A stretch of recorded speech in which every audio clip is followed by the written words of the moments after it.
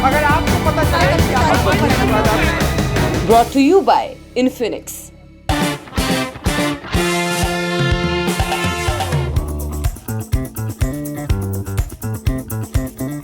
आम आदमी पार्टी के सर्वाइवल को एक बार फिर से क्वेश्चन किया जा रहा है क्योंकि मनीष सिसोदिया को बेल नहीं मिली और संजय सिंह हो गए हैं अरेस्ट शराब नीति में हुए कथित घोटाले के मामले में। आम आदमी पार्टी को पार्टी बनाया जाता है तो क्या बतौर कन्वीनर इसकी आज क्या अरविंद केजरीवाल तक भी पहुंचेगी? जो मुझे कहा गया है कि एक बड़े बीजेपी पॉलिटिशियन के बेटे पर भी ओपोजिशन की निगरानी है और हो सकता है अगले कुछ हफ्तों में उसके बारे में खबर निकले। करेंसी जब नीचे जाती है ना तो कई बार औंधे मुंह गिरती है, तो जो करेंसी केजरीवाल की करेंसी है ना वो ईमानदारी है। कांग्रेस पार्टी पेटिशनर है इसमें, अगर वो संजय सिंह का सपोर्ट करेंगे तो पंजाब में क्या मैसेज जाएगा? ईडी ने कहा कि अभी तो सिर्फ संजय सिंह का नहीं, 2 और महत्वपूर्ण व्यक्तियों का नाम लेने वाला दिनेश अरोड़ा है। तो अब ये ईडी को पहले पता चल गया है कि 2 व्यक्तियों का और नाम लेगा। बड़ा यक्ष प्रश्न खड़ा हो गया है कि आपको सेंसस कराना है या नहीं कराना है।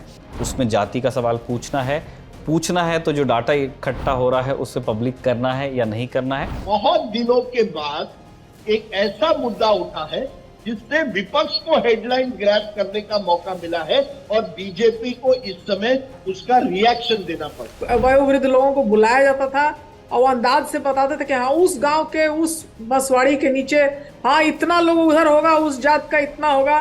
तो वो एक पूरा पर्दा जो था वो उठ गया है और अब आप समझ लीजिए कि लोगों को टोला टोला में अब पता चल गया है कि हमारी संख्या यहाँ इतनी है। इसको बीजेपी किस तरह जवाब देती है? क्या रोनी कमीशन की रिपोर्ट्स कैटेगराइजेशन पर आएंगे या बीजेपी और कोई काउंटर उसकी स्ट्रेटजी होगी? मंडल इंजीनियरिंग भारतीय समाज के विकास का हाईवे तैयार करेगा। बीच में जो हिंदुत्व का जो रास्ता आया था वो दरअसल डाइवर्जन था। जातियां ये बांटो और राज करो का नया फार्मूला है। आप क्यों नहीं क्रीमी लेयर करते हैं?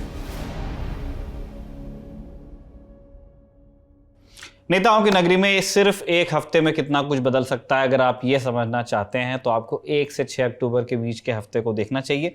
नेता नगरी के पिछले ही एपिसोड में इन सारे सवालों को एक्सप्लोर किया जा रहा था, डिस्कस किया जा रहा था कि बिहार के मुख्यमंत्री नीतीश कुमार और उनकी पार्टी की स्टेबिलिटी कितनी है। क्या पार्टी बनी रहेगी या फिर वो टूट जाएगी?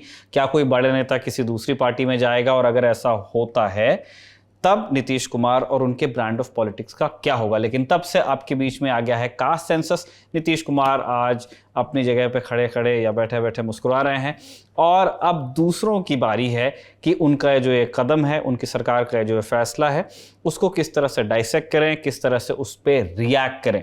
इसी तरह इंडिया अलायंस के एक और घटक दल आम आदमी पार्टी के बारे में अगर आप पिछले हफ्ते हो रही चर्चा और इस हफ्ते हो रही चर्चा को कंपेयर करेंगे तो पिछले हफ्ते ये सारी बातें हो रही थी कि दिल्ली और पंजाब में आम आदमी पार्टी जिस तरह से पार में है, उनके वहां रहते हुए किस तरह सीटों का बंटवारा होगा 2024 में इंडिया अलायंस की पार्टियों के बीच। लेकिन एक हफ्ते बाद यानी कि अभी आ जाइए, आम आदमी पार्टी के सर्वाइवल को एक बार फिर से क्वेश्चन किया जा रहा है क्योंकि मनीष सिसोदिया को बेल नहीं मिली और संजय सिंह हो गए हैं अरेस्ट शराब नीति में हुए कथित घोटाले के मामले में। और कोर्ट में इस सवाल को भी डिस्कस किया गया है कि अगर फायदा आम आदमी पार्टी को पहुंचा है तो फिर क्यों नहीं उन्हें भी पक्षकार बनाया जाए। इन दोनों विषयों पर हम विस्तार से बात करने वाले हैं नेता नगरी में। सबसे पहले बात हम करेंगे दिल्ली में मचे भब्बड़ की। तो दिल्ली में मचे इस भब्बड़ पे बात करने के लिए हमारे साथ 3 मेहमान हैं। पहले मेहमान हमारे Rajdeep Sardesai, consulting editor, India today television. बहुत बहुत स्वागत है सर आपका। नमस्कार निखिल। दूसरे मेहमान हमारे स्टूडियो में Kumar Kunal, editor, India today television. बहुत बहुत स्वागत है सर आपका भी। दिल्ली आपका टर्फ है, आपके हवाले से हमको दिल्ली की खबरें मालूम चलती रहती हैं। और तीसरी मेहमान हमारी प्रीति चौधरी हैं, executive editor, India today television. Generally हम रादीप सर आपके साथ स्टार्ट करते प्रेसिडेंट्स के हिसाब से, बट मैं चाहता हूँ सर पहले आप अपनी बात रखें कुणाल सर कि हम इस जो डेवलपमेंट्स हैं उनको हम कहाँ जा कितना और डेवलप होते हुए देख सकते हैं। हमने पहले देखा कि मनीष सिसोदिया की गिरफ्तारी हुई, अभी तक बेल हो नहीं पाई है। उस प्रोसीडिंग से बड़ी दिलचस्प चीज़ें ज़रूर निकल के आई हैं लेकिन बेल अभी हुई नहीं है। संजय सिंह जिनके ऊपर बहुत लंबे समय से वो रडार पे थे, वो चैलेंज भी करते रहते थे एजेंसी को, अब उनका अरेस्ट हो गया है फाइनली। क्या आगे जाकर हम किसी और बड़े नेता की गिरफ्तारी देख सकते हैं? देखिए, पॉलिटिक्स में टाइमिंग का बड़ा महत्व होता है और टाइमिंग क्रिकेट में होता है। और राजदीप सर अभी वर्ल्ड कप चल रहा है, वो कुछ इंटरव्यूज भी कर रहे हैं, लेकिन ये जो है क्रिकेट से ज़्यादा इंपॉर्टेंट पॉलिटिक्स की टाइमिंग है। आप देखिए कि जिस तरीके से मनीष सिसोदिया की बेल एप्लीकेशन पर सुप्रीम कोर्ट में सुनवाई शुरू हुई, पर ये जो है ये बुधवार को शुरू हुई थी और बुधवार को ही संजय सिंह के घर पर छापेमारी होती है, रेड होता है। और जब गुरुवार को ये पूरा एक तरीके से लगता है बहुत सारे ऐसे चीज़ें आती हैं, तो उस दिन संजय सिंह को रिमांड पर भेज दिया जाता है। तो शायद एक लग रहा है कि इस आबकारी नीति वाले मामले पर, जो शराब घोटाला मामला है, उसको लेकर के केंद्र सरकार कहीं ना कहीं ये मानती है कि आम आदमी पार्टी के ऊपर शिकंजा कसा जा चुका है, चाहे वो दिल्ली सरकार को लेकर के हो या आम आदमी पार्टी की पॉलिटिक्स को लेकर के हो। तो ये सारी चीज़ों को ध्यान में रखते हुए यह समझना जरूरी है कि अगर मनीष सिसोदिया छूटते हैं, किसी वजह से उनको बेल मिल जाती है, हालांकि उनकी बेल पर अभी भी जो चर्चा है वो चल रही है, सुप्रीम कोर्ट में सुनवाई चल रही है, लेकिन साथ ही साथ ये भी समझना जरूरी है कि संजय सिंह अगर अंदर गए हैं तो उनके लिए कितना बड़ा लॉस है। ये एक तरीके से अगर मनीष सिसोदिया बाहर आते हैं, संजय सिंह अंदर रहते हैं, संजय सिंह क्यों इंपॉर्टेंट है, अभी जो इंडिया अलायंस है उसको लेकर के पार्टी के नंबर 1 आप कह लीजिए कि जो वहां पर सारी पार्टियों के साथ जो बातचीत कर रहे हैं वो संजय सिंह हैं। उनकी पॉलिटिकल स्ट्रेटजी, उनके जो कैंपेन स्लोगन देते हैं, वो बहुत सारी खूबी है संजय सिंह में। तो ये संजय सिंह का अंदर जाना, और क्या उसके आगे भी क्या अरविंद केजरीवाल तक बतौर मुख्यमंत्री, और अगर पार्टी को बनाया जाता है इसमें, इस केस में कहीं ना कहीं उसे भी पार्टी यानी आम आदमी पार्टी को पार्टी बनाया जाता है, तो क्या बतौर कन्वेनर इसकी आंच क्या अरविंद केजरीवाल तक भी पहुंचेगी, और कई नेताओं के भी नाम आ रहे हैं। तो ये सारा कुछ बड़ा रोचक है। और 2024 चुनाव जैसे जैसे पास आता जाएगा, ये जो दिल्ली का घमासान है जिसको आप भब्बर कहते हैं, वो कुछ ज्यादा ही घमासान, बिल्कुल एक आप कहिए कि छोटी छोटी जो होती है ना पॉलिटिक्स में कि कौन कैसे चाल चलता है, तो दोधारी तलवार है बीजेपी के लिए। लेकिन इस मामले को मुझे नहीं लगता है कि बीजेपी और सीबीआई ईडी अभी फिलहाल छोड़ने वाली है। सर, हम ये भी जानना चाहते हैं अगेन आपसे ही कि हमने देखा कि मनीष सिसोदिया भी एक बहुत ही बिग टिकट, एक बहुत हाई प्रोफाइल गिरफ्तारी थी, किसी डिप्टी सीएम को इस तरह अरेस्ट करना। लेकिन संजय सिंह जो कि एक राज्यसभा सांसद बड़े की पोजीशन में है आम आदमी पार्टी में, उनको अरेस्ट करने में एजेंसीज ने कुछ वक्त लिया।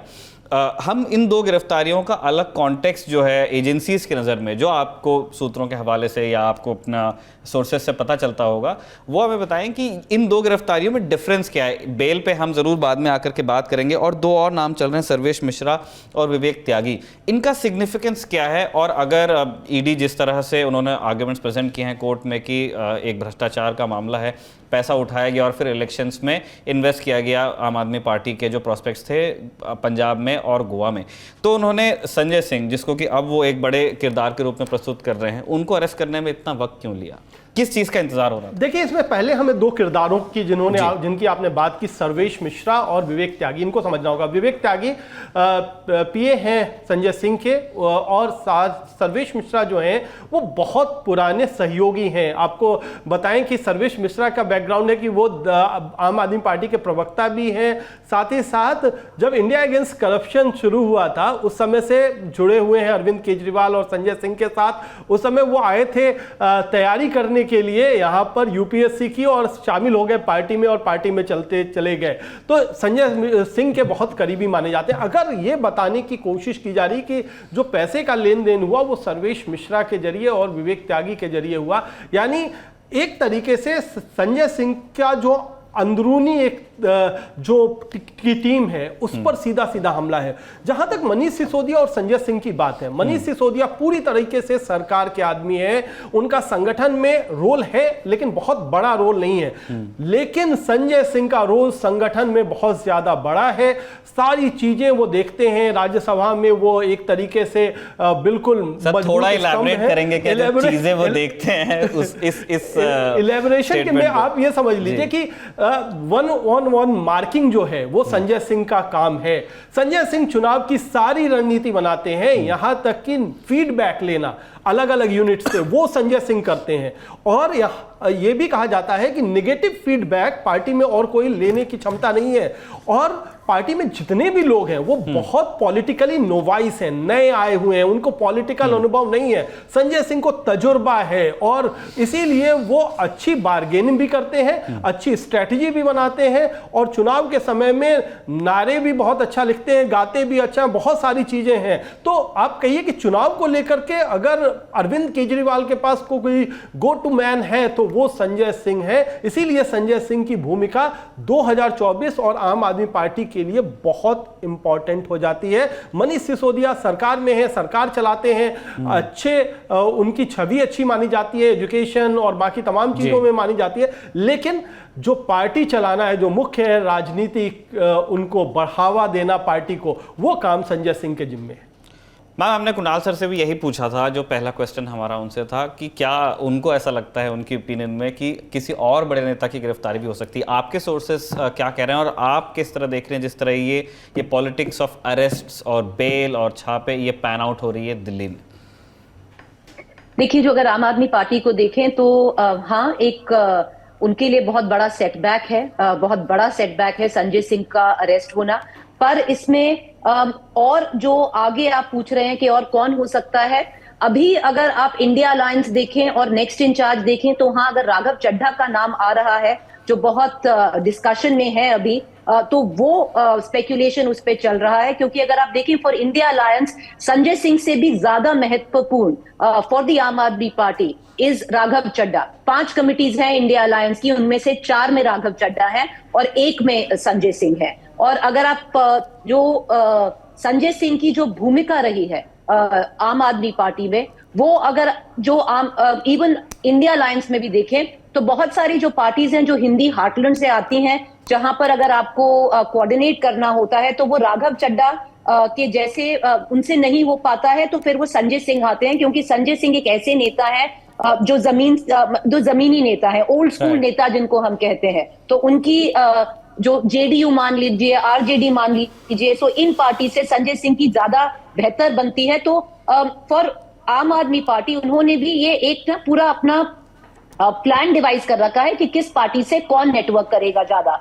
अगर कांग्रेस के लिए राघव चड्ढा को फ्रंट फुट पे रखा जाता है तो फॉर एन आरजेडी, जेडीयू और जो अदर हिंदी हार्टलैंड पार्टीज हैं जो इंडिया अलायंस है, उसमें एक संजय सिंह को आगे रखा जाता है। तो हाँ, उस हिसाब से एक बहुत बड़ा सेटबैक है, वो ये एक्सपेक्ट नहीं कर रहे थे। एक और बड़ा सेटबैक है क्योंकि अगर हम जैसे ही संजय सिंह का अरेस्ट हुआ था तो एक पूरा उस पे चला था कि क्या ये अरेस्ट इंडिया अलायंस को और क्लोज करेगा। जो कह रहे थे कि वो मतलब बिल्कुल रुक रुक के चल रहा है, सीट शेयरिंग पे क्या एकदम से उसमें एक नई ऊर्जा आएगी और वो सीट शेयरिंग फिर से शुरू होगी, क्योंकि सबके लिए ये एक मैसेज है। ईडी की रेड्स और पार्टीज पर भी हो रही हैं, अभिषेक बैनर्जी जो दिल्ली में थे, तो क्या ये एक एनर्जी बूस्ट रहेगा for the parties to come together. पर अगर हम देखें ये उल्टा साबित हो रहा है, क्योंकि अगर आप कांग्रेस पार्टी देखें अभी तक बिल्कुल चुप्पी बनाए बैठे हैं। ये आम Aadmi party it's not going down very well with the Aam Aadmi party. कि क्यों है कि जो उनके जो टॉप अलायंस पार्टनर हैं कांग्रेस, वो अभी तक उन्होंने कुछ नहीं बोला है। तो अनऑफिशियली आम आदमी पार्टी को कम्युनिकेट कर दिया गया है कि इसके 2 रीजन है। एक के कांग्रेस पार्टी पेटिशनर है इसमें, और 2 के जो अब अरेस्ट हुआ है पंजाब में, उसको लेकर भी कांग्रेस में एक बहुत चिंता है कि अगर वो संजय सिंह का सपोर्ट करेंगे तो पंजाब में क्या मैसेज जाएगा। तो ये 2 रीजंस हैं जब ये सपोर्ट बिल्कुल आगे नहीं आया है। पर एक ये इंडिया अलायंस के लिए बहुत बड़ा मुद्दा बन गया है इंटरनली ऑल्सो, कि अगर एक जुटकर वो एक आवाज में नहीं बोल पा रहे हैं, इकट्ठे नहीं हो पा रहे हैं, तो जो बात चली थी कि this will prove to be a push for the India alliance for them to come together and move ahead, तो उस पर एक सवाल खड़ा हो जाता है। Coming to you Radeep sir, आप मुंबई में हैं और आपने कॉन्क्लेव में बहुत सारे गेस्ट्स को होस्ट किया। एक उसमें से शरद पवार भी थे, सीनियर एनसीपी लीडर। हम ये जानना चाहते हैं कि उनसे जो बातचीत आपकी हुई, जो हमने यहाँ देखा दिल्ली से, उसमें उन्होंने कहा कि आप जितने इस तरह के छापे करते रहेंगे उससे हमारा इंडिया अलायंस तो मजबूत ही होता जाएगा। तो ही इज एक्सूडिंग कॉन्फिडेंस। वो पब्लिक मंच पे तो वही कह रहे हैं जो उन्हें कहना चाहिए, लेकिन क्या उन्हें वास्तव में ऐसा लगता है कि वो इस ये जो ऑनस्लॉट है सो कॉल्ड एजेंसीज से, उन्हीं के शब्दों में, वो उसको झेल पाएंगे 2024 से पहले तक? क्योंकि हम देख रहे हैं कि और स्टेट्स में भी छापे हुए हैं। वेस्ट बंगाल में मंत्री के आवास समेत 13 ठिकानों पे रेड्स हुई हैं। तमिलनाडु में आईटी के छापे हुए हैं, डीएमके के सांसद के यहाँ। तेलंगाना में बीआरएस विधायक के यहाँ पे इनकम टैक्स का छापा पड़ा है। कर्नाटका में छापा हुआ है, वो एक बैंक से संबंधित है। तो जो रियलिटी है ग्राउंड की वो भी देख रहे हैं। वो बस कह रहे हैं कि इंडिया अलायंस मजबूत हो रहा है। क्या उन्हें ऐसा लगता भी? आपका आकलन क्या था उनसे बातचीत के बाद? देखिए, शरद पवार तो बड़े अनुभवी नेता है, 83 साल के होने वाले हैं दिसंबर में। उन्होंने बहुत राजनीति देखी है। मुझे लगता है वो इसे दो तरह से देख रहे हैं। उनको वाकई लगता है कि ये एक तरह से अस्तित्व की लड़ाई होने वाली है 2024 में। अगर आज ये जितनी पार्टियां जो इंडिया अलायंस की है वो एक साथ नहीं आती है तो उन पर परेशानी और बढ़ेगी। उन्होंने अरविंद केजरीवाल से फोन पर बात की और केजरीवाल ने वहां तो फोन पर उनको आश्वासन दिया कि नहीं, हम पूरी तरह से अब इंडिया अलायंस के साथ रहेंगे, जो भी आप कहें हम करने के लिए तैयार है। यहां तक कि जब हमने उनको दिल्ली में सीटों के बंटवारे के बारे में कहा तो उनका कहना था कि अरविंद केजरीवाल ने उनको कहा है कि मैं 7 सीटों में से 3 सीटें कांग्रेस के लिए देने के लिए तैयार हूं, मैं 4 सीट लड़ूंगा, उनको 3 सीट लड़ने दीजिए। लेकिन ये सब कहने की बात है। जैसे अभी प्रीति ने कहा, कांग्रेस और आम आदमी पार्टी में अभी कई ऐसी चीजें हैं जिससे दोनों की मिलती पूरी तरह से नहीं है। अब जब ये अरेस्ट होता है संजय सिंह का, 48 घंटों के लिए कांग्रेस के किसी बड़े नेता ने कुछ नहीं कहा। आज ही शुक्रवार जब हम ये प्रोग्राम रिकॉर्ड कर रहे हैं तब केसी वेणुगोपाल ने ट्वीट करके कहा है कि हम पूरी तरह से संजय सिंह के साथ हैं। लेकिन उसके साथ साथ जो सुखपाल खेरा और ओपी सैनी को जिस तरह से वहां पंजाब में आम आदमी पार्टी की सरकार ने अरेस्ट किया, उसके खिलाफ भी हम हैं। देखिए, मैंने कई कांग्रेस नेताओं को प्रोग्राम में लाने की कोशिश की और कहा कि क्या आप आएंगे संजय सिंह को डिफेंड करने? वो तैयार नहीं थे। यानी बुधवार और गुरुवार, बुधवार को ये अरेस्ट होता है, बुधवार और गुरुवार के दिन वो तैयार नहीं थे, क्योंकि उन्होंने कहा कि हमें कहा गया है कि पहले आम आदमी पार्टी ने हमें एक मैसेज भेजना चाहिए कि हम भी आपके साथ रहेंगे जब किसी कांग्रेस नेता को अरेस्ट किया जाता है। तो अभी भी आम आदमी पार्टी और कांग्रेस में उस तरह का एक पूरी तरह से एक दूसरे में विश्वास नहीं है। दिल्ली कांग्रेस की यूनिट ने तो ये लिकर पॉलिसी स्कैम में पहली जो कार्रवाई की डिमांड की थी वो तो अजय माकन वगैरह लोगों ने की थी। चौधरी जी जो तब कांग्रेस के दिल्ली प्रदेश अध्यक्ष थे उन्होंने की थी। यानी कांग्रेस और आम आदमी पार्टी के बीच में अभी भी कुछ तो टेंशन है। इसके बावजूद शरद पवार का कहना है कि उनको पूरी तरह से वो कॉन्फिडेंट है कि कम से कम दिसंबर जनवरी तक एक बार ये चुनाव हो जाए, जो 5 राज्यों के चुनाव है, उसके बाद जो सीटों का बंटवारा है उस पर सीरियसली गंभीरता से एक दूसरे से सीट शेयरिंग पर बात होगी।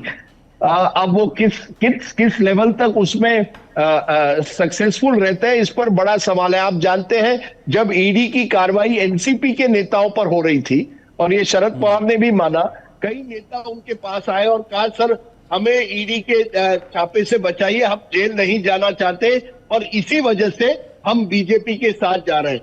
तो जब आप अपने जो नेफ्यू है, भांजे हैं अजीत पवार, उनको आप रोक नहीं सके और वो चले गए बीजेपी में, तो कल अगर इसी तरह का प्रेशर किसी इंडिया सहयोगी पार्टी पर रहे तो कैसे आप उनको क्या मैसेज दे पाएंगे? तो शरद पवार का कहना तो एक है, वो चाहते हैं कि सब एकजुट आए, लेकिन उनकी खुद की पार्टी एनसीपी टूट गई है। तो जब उनकी पार्टी टूट गई है तो कितना उनके पास कितना अधिकार होगा या कितनी पावर होगी, कितनी ताकत होगी कि वो आप और कांग्रेस को एक मंच पर लाए। और डर कहीं यही है, मैं आपको ये बता दूं कि कुछ आम आदमी पार्टी के नेताओं से बात हुई, डर उनको यही है जो बात कुमार ने अभी कही कि आज तो संजय सिंह है, कल अगर अरविंद केजरीवाल के दरवाजे तक वो पहुंच जाए तो आम आदमी पार्टी क्या करेगी? देखिए, आम आदमी पार्टी अरविंद केजरीवाल पर बहुत निर्भर है। संजय सिंह है, राघव चड्ढा है, इसके पहले मनीष सिसोदिया, सत्येंद्र जैन थे, आतिशी है, अन्य नेता है, लेकिन पार्टी एक तरह, सौरभ भारद्वाज, पार्टी पूरी तरह से केजरीवाल पर निर्भर है। और डर आम आदमी पार्टी को लग रहा है कि अगर वो पूरी ताकत से कहे कि नहीं, हम इंडिया अलायंस के साथ रहेंगे, कांग्रेस के साथ ये 7 सीटों का दिल्ली में समझौता करेंगे, पंजाब में करेंगे, हरियाणा, गोवा में करेंगे, तो क्या बीजेपी सरकार अरविंद केजरीवाल को अपने ग्रिप में लाएगी? तो डर यही है, क्या ये अरविंद केजरीवाल तक पहुंचेगी? क्योंकि एक आम आदमी पार्टी नेता ने मुझे कहा कि देखिए, अब तो बीजेपी ने तय किया है कि जितने भी विरोधी दल है उनके यहाँ कहीं ना कहीं ईडी के छापेमारी तो होनी है, टीएमसी के यहाँ हो रही है, डीएमके के यहाँ हो रही है, टीआरएस के यहाँ हो रही है। और बड़ी इंटरेस्टिंग बात यह है इस पूरे दिल्ली लिकर पॉलिसी में, निखिल, शुरुआत में आप देखेंगे मनीष सिसोदिया अरेस्ट होते हैं, उसके कुछ हफ्तों बाद के कविता, जो वहां के टीआरएस नेता के चंद्रशेखर राव की बेटी है, उनको दिल्ली बुलाया जाता है, उनकी पूछताछ होती है, उनके करीबी लोगों को अरेस्ट किया जाता है। लेकिन अब क्या हो रहा है कि अब देखा जा रहा है कि जो तेलंगाना ले गए, जहां से ये कहा जा रहा है कि उनके कॉन्ट्रैक्टर्स ने आम आदमी पार्टी के लोगों को पैसे दिए, उन सबको बेल मिली है। उनके जो करीबी है, जो के कविता के करीबी माने जाते हैं, उनको, उन सबको बेल मिली है। और के कविता को किसी ने अभी तक हाथ नहीं लगाया है, और 2 महीने में तेलंगाना में चुनाव होने हैं। तो सवाल यह भी उठ रहा है, क्या कहीं एक तरफ आप आम आदमी पार्टी पर शिकंजा कस रहे हैं, दूसरी तरफ आप टीआरएस बीआरएस के साथ क्या करेंगे? हालांकि एक कविता ने साफ कहा कि मैं बिल्कुल तैयार हूं किसी कार्रवाई के लिए, लेकिन क्या कहीं ना कहीं एक तरफ आप प्रेशर डाल रहे हैं, दूसरी तरफ आप मैसेज दे रहे हैं? ये दोहरी राजनीति है। ये सवाल भी उठ रहा है कि क्या एक मैसेज जाता है कि अगर आप चुनाव के टाइम में या 2024 में हमारा समर्थन करेंगे तो हम ईडी आपके पास नहीं लाएंगे, अगर आप टकराव करेंगे या इंडिया अलायंस के साथ जुड़ जाएंगे, कल समझ लीजिए बीआरएस तेलंगाना जीत जाता है और उस चुनाव के बाद कहता है हम इंडिया अलायंस के साथ डील करेंगे, तो फिर हम आपको ईडी के शिकंजे में लाएंगे। तो कई मैसेजेस आ रहे हैं कि जिससे मुझे लगता है विपक्ष अस्वस्थ है। जो भी वो पब्लिकली कहे, अस्वस्थता तो है उनमें कि कौन अगला होगा। बंगाल में डर है कि क्या ये अभिषेक बनर्जी को पिकअप करेंगे। इसी तरह से डीएमके का डर है कि कुछ मंत्री जो स्टालिन की सरकार में है उनको पिकअप किया जाएगा। तो ये केवल आप आम आदमी पार्टी तक सीमित मत रखिए, ये देश भर में जितने विरोधी पार्टी है उन पर शिकंजा कस रहा है। ये भी अटकलें लगाई जा रही है कि बिहार में तेजस्वी यादव भी टारगेट पर है। तो ये सब नाम अब उन पर अटकलें लगाई जा रही है कि इनको भी किसी ना किसी मामले में ईडी या सीबीआई अपने शिकंजे में ला सकती है। ठीक है सर, जैसे राजीव सर ने बताया कि अभी इंडिया अलायंस तो बहुत सारे परम्यूटेशन कॉम्बिनेशन वाले मैथ में लगा ही हुआ है, और वो इस बात पे भी बहुत डिपेंड करेगा कि अभी जो आगामी 5 राज्यों में चुनाव होंगे, 3 उसमें से बहुत बड़े हैं, उसमें उनके रिजल्ट्स क्या रहते हैं, क्योंकि अलग अलग पार्टी का कॉन्फिडेंस लेवल अलग अलग स्टेट में हाई या लो है। हम वापस जो दिल्ली स्पेसिफिक पॉलिटिक्स है उस पर आना चाहते हैं। 2 चीज़ें हैं, एक तो ये अलिजेड स्कैम कि अगर लिकर जो नई शराब नीति आई उसके अंदर अगर कोई घोटाला हुआ है तो उसकी बिल्कुल जांच होनी ही चाहिए और दोषियों को सजा भी होनी चाहिए। अब वो मामला एजेंसीज जो सबूत कोर्ट में पेश कर पाती हैं उस पे चलेगा और जो जजेस अपनी राय रखते हैं उस पे चलेगा। एक जो दूसरा साइड है इसका कि आम आदमी पार्टी का जो मेन दावा रहा है या अरविंद केजरीवाल की जो छवि रही है कि हम पैसे खा करके ठेके नहीं देते हैं। जब पिछले दिनों जब वहाँ हमें याद है कि कुछ साल पहले की ये बात है कि जब भत्ते बढ़ रहे थे तब उन्होंने यही स्टेटमेंट प्रेस को दिया था कि हम वीआईपी कल्चर के खिलाफ हैं, लेकिन अगर हम ठेके में पैसे खा करके लोगों को ठेके देने लगेंगे तो हमारी पॉलिटिक्स का क्या होगा। एग्जैक्टली वही चार्ज उनके ऊपर में लगा है। कोर्ट केस एक तरफ, क्या ये एक्सरसाइज है, जिस तरह से पॉस्चरिंग है सेंटर की, क्या आपको ऐसा लगता है कि ये अरविंद केजरीवाल का जो ब्रांड इमेज है उसको हिट करने की एक कोशिश है?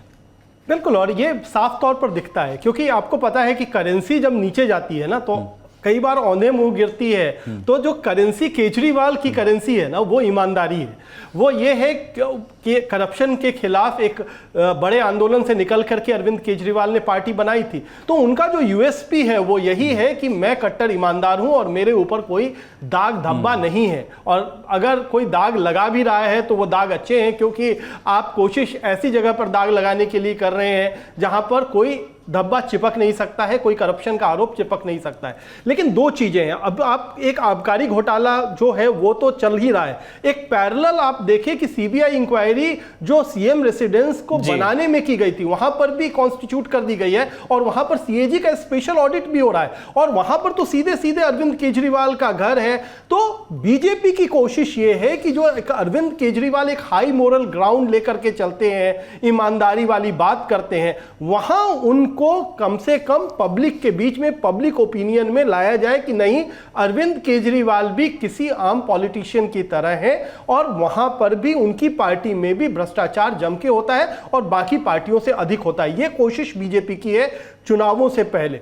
एक बात तो ये साफ तौर पर हो गई। दूसरी बात जो है कि कई सारी पार्टियां, जो राजदीप सर कह रहे थे कि कई सारी पार्टियों पर, डीएमके से लेकर के बीआरएस, टीएमसी, आरजेडी, एनसीपी, सारी पार्टियों पर, इसमें केवल आम आदमी पार्टी अकेली नहीं है। तो क्या इसका इंपैक्ट होगा?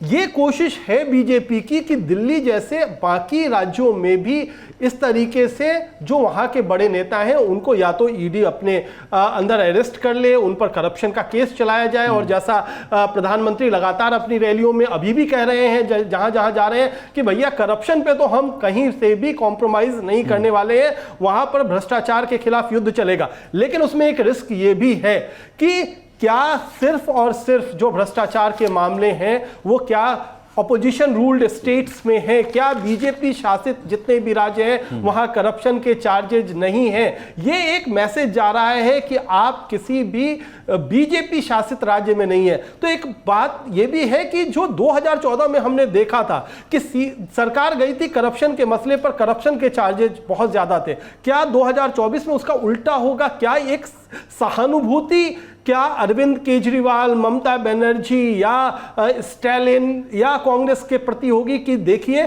जहां पर भ्रष्टाचार के आरोप लगते हैं बड़े बड़े, वहां पर जांच नहीं करवाई जाती है, यहां पर सिर्फ और सिर्फ विपक्षी दलों को निशाना बनाया जाता है। ये एक बड़ा लिटमस टेस्ट होगा कि क्या वाकई जो नरेंद्र मोदी साहब कहते हैं कि मैं सबसे बड़ा क्रूसेडर हूं करप्शन के खिलाफ, क्या वो है, या फिर ये सहानुभूति लेने में इंडिया अलायंस कामयाब हो पाता है? अरविंद केजरीवाल और कुछ नेताओं का यही कहना है, जो कुणाल ने अभी कहा, कि हम भी एक लिस्ट बनाते हैं कि कितने, उनको उनके कहने के मुताबिक कितने करप्शन स्कैम्स बीजेपी राज्यों में हुए हैं और उन पर क्या कार्रवाई हुई है। कल ही कांग्रेस ने गोवा में एक प्रेस कॉन्फ्रेंस करके कहा कि एक मंत्री के सेक्रेटरी के बैग में गोल्ड बिस्किट मिले, सोने के बिस्किट मिले, और वो कहते हैं ये बड़ा एक गोल्ड स्मगलिंग का स्कैम है गोवा में, जिस पर सरकार कोई कार्रवाई नहीं कर रही है। जो मुझे कहा गया है कि एक बड़े बीजेपी पॉलिटिशियन के बेटे पर भी ओपोजिशन की निगरानी है और हो सकता है अगले कुछ हफ्तों में उसके बारे में खबर निकले कि उसने कुछ दुबई में जो इन्वेस्टमेंट्स किए हैं वो पैसा कहां से आया। इस पर भी शायद भी विपक्षी दल एक प्रेस कॉन्फ्रेंस करना चाहेगी। तो एक तरफ बीजेपी शिकंजा कस रही है विरोधी पक्ष पर, खास करके जहां उनकी सरकारें हैं, बंगाल हो, तेलंगाना हो, अन्य राज्य जहां विपक्षी सरकार हो या जहां चुनाव हो रहे हैं, और दूसरी तरफ अब विरोधी पक्ष कह रहे हैं हम भी एक लिस्ट बनाएंगे और आपको बताएंगे कि किन किन स्कैम्स पर सरकार ने कुछ किया नहीं है क्योंकि वहां बीजेपी की सरकार है। तो लगता है कहीं ना कहीं आप देखेंगे जैसे चुनाव नजदीक आ रहे हैं, ये और भी इस तरह के आपको एलिगेशंस, एक तरफ से एक आरोप एक तरफ से, दूसरी तरफ से दूसरा आरोप लग सकता है। तो क्या राजदीप सर, इसमें एक ये सवाल आता है कि क्या ये एक नैरेटिव वॉर है? क्या जो बीजेपी नैरेटिव बना रही है उसका एक काउंटर नैरेटिव, आपने शरद पवार से भी बात की, तो क्या एक काउंटर नैरेटिव तैयार हो रहा है? विपक्ष भी एक काउंटर नैरेटिव लेके जाने की तैयारी में है, चाहे वो अरविंद केजरीवाल की पार्टी को लेकर के हो और टीएमसी को लेकर के हो, सब अपने अपने क्षेत्र की बड़ी पार्टियां हैं। अगर आप अरविंद केजरीवाल पर हाथ डालते हैं या ममता बनर्जी के भांजे अभिषेक पे हाथ डालते हैं या तेजस्वी पे हाथ डालते हैं, तो कहीं ना कहीं वहां पर एक लोकल जो सेंटिमेंट है वो जुड़ेगा उन पार्टियों के साथ, लोकल पार्टीज है। तो क्या ये बड़ा रिस्क नहीं है बीजेपी के लिए? क्या चल रहा है ये नैरेटिव के लेवल पे? देखिए, दो चीजें हैं। आप देखेंगे पिछले एक महीने से, या आप कह सकते हैं 2-3 महीने से, हर हफ्ते एक नया नैरेटिव निकलता है। एक समय बीजेपी कहता है यूनिफॉर्म सिविल कोड चाहिए, पर बात होती है। उत्तराखंड सरकार एक ड्राफ्ट रिपोर्ट जुलाई अगस्त के महीने में पेश करती है और अटकलें लगती है कि चुनाव के पहले बीजेपी यूनिफॉर्म सिविल कोड ला सकती है। फिर आप स्पेशल सेशन बुलाते हैं, उस स्पेशल सेशन में पहली बात होती है वन नेशन वन इलेक्शन की। उसके कुछ दिन बाद जब सेशन होता है, विमेन रिजर्वेशन बिल आ जाता है, उस पर एक नैरेटिव बनती है।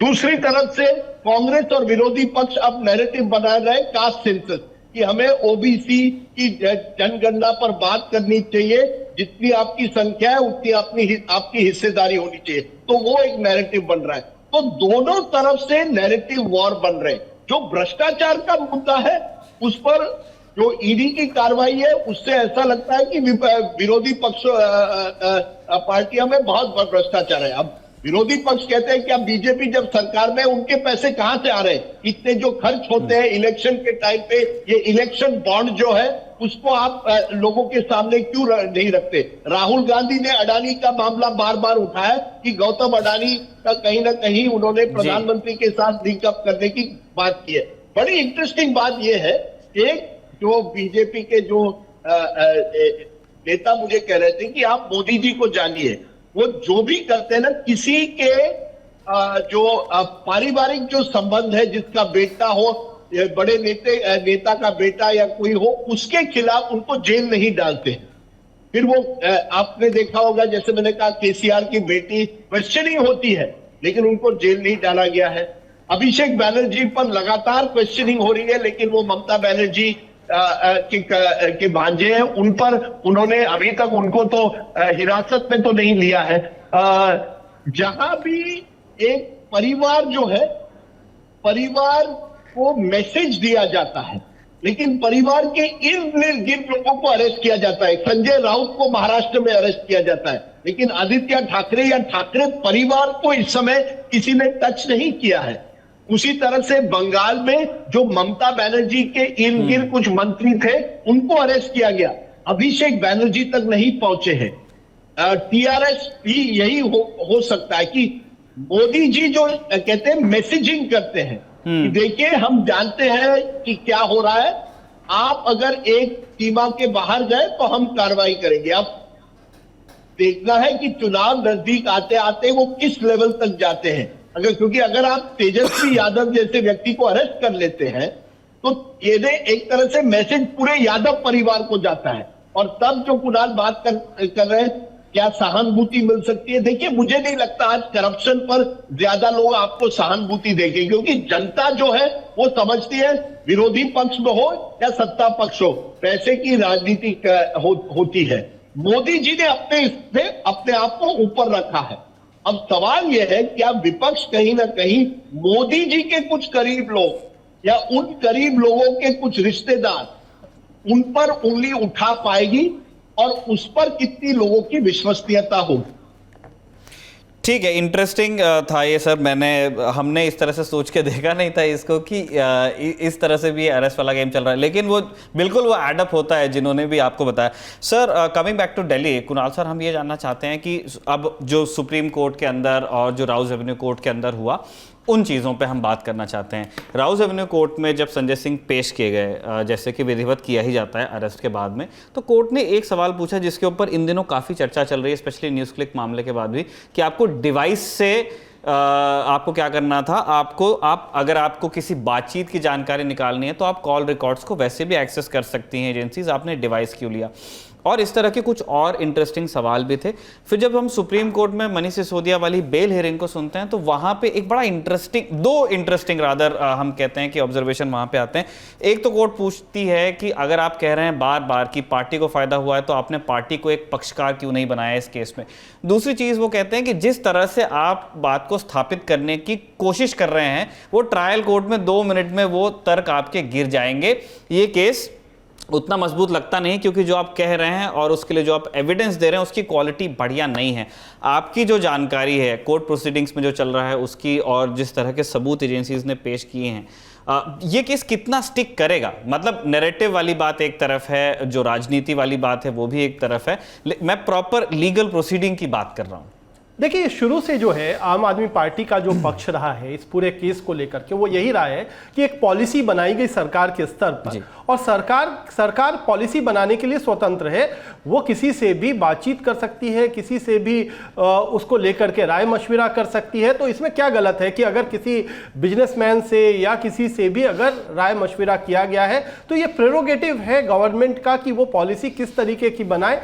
हाँ, अगर कोई पैसे का लेन देन हुआ है तो गड़बड़ है। इसी पर कोर्ट ने कहा है, सुप्रीम कोर्ट में खास तौर पर, कि आप क्या मनी ट्रेल स्टैब्लिश कर पा रहे हैं, क्या पैसे का लेन देन हुआ, क्या इस बात को आप स्टैब्लिश कर पा रहे हैं या फिर आप सिर्फ अभी कहानियों का ताना बाना आप बुन रहे हैं और उसके आधार पर आप कह रहे हैं कि पैसों का लेन देन हुआ है। तो इसमें अभी तक 239 जगहों पर छापेमारी की गई है, 239 इसमें रेड्स हो गए हैं और कहा जा रहा है कि ये जो 239 रेड है उसमें क्या कुछ निकला ये अब कोर्ट भी पूछने लगा है और कोर्ट भी कहने लगा है कि आपके पास क्या पुख्ता सबूत है। सिर्फ और सिर्फ ये नहीं कि दिनेश अरोड़ा जो कि पहले आरोपी थे अब सरकारी गवाह बन गए और उनके बयान के आधार पर आप किसी को ये नहीं कह सकते कि पैसा होगा या पैसे का लेन देन हुआ होगा, क्योंकि उनकी विश्वसनीयता कितनी है उस पर बहुत ज्यादा सवाल। जो कल जो संजय सिंह का पूरा मामला चला है उसमें भी ये बात आई है, सुप्रीम कोर्ट में जो सुनवाई हुई है उसकी भी बात आई है। तो ये एक तरीके से जो सुप्रीम कोर्ट का ऑब्जर्वेशन है कि ये 2 मिनट में ट्रायल कोर्ट में ये केस गिर जाएगा ऑन द मुंह, तो उससे बड़ा ऑब्जर्वेशन तो हम उससे ज्यादा कानूनी जानकार नहीं हो सकते जो सुप्रीम कोर्ट के न्यायाधीश कह रहे हैं। तो कहीं ना कहीं उसमें दम है, लेकिन इसीलिए ओनस अब इन्फोर्समेंट डायरेक्टरेट पर है कि क्या prevention of money laundering act, जिस पर अगले हफ्ते सुनवाई होगी सुप्रीम कोर्ट में थर्सडे को, वो भी यही होगा कि क्या उसके प्रोविजंस का कहीं ना कहीं वायलेशन हुआ है या नहीं हुआ है। और दूसरी बात, अगर आप मनीष सिसोदिया को अरेस्ट कर रहे हैं तो मनीष सिसोदिया ने कोई पैसा लिया है या उस व्यक्ति ने पैसा ही नहीं लिया, उसको आपने जेल में रखा हुआ है, आपने उस तक पैसा कोई पहुंचा, ये तो एस्टेब्लिश किया नहीं। तो ये तमाम बातें हैं। और जहां तक इलेक्ट्रॉनिक गजेट की बात आपने कही, उसमें भी एक महत्वपूर्ण बात है कि जब रिमांड मांगा जा रहा था संजय सिंह का तो उसमें कहा गया कि आपके पास इलेक्ट्रॉनिक गैजेट है तो फिर आपको रिमांड क्यों चाहिए, रिमांड मांगने की क्या जरूरत है। अगर आपके पास पता है कि किसका कॉन्टैक्ट लिस्ट उनके फोन में है, किससे उन्होंने फोन पर बातचीत की, किसको उन्होंने मैसेज किए, तो ये सारी तो जानकारी ईडी के पास ऑलरेडी मौजूद है और जो बची हुई है वो उनका इलेक्ट्रॉनिक गैजेट आपके पास मौजूद है।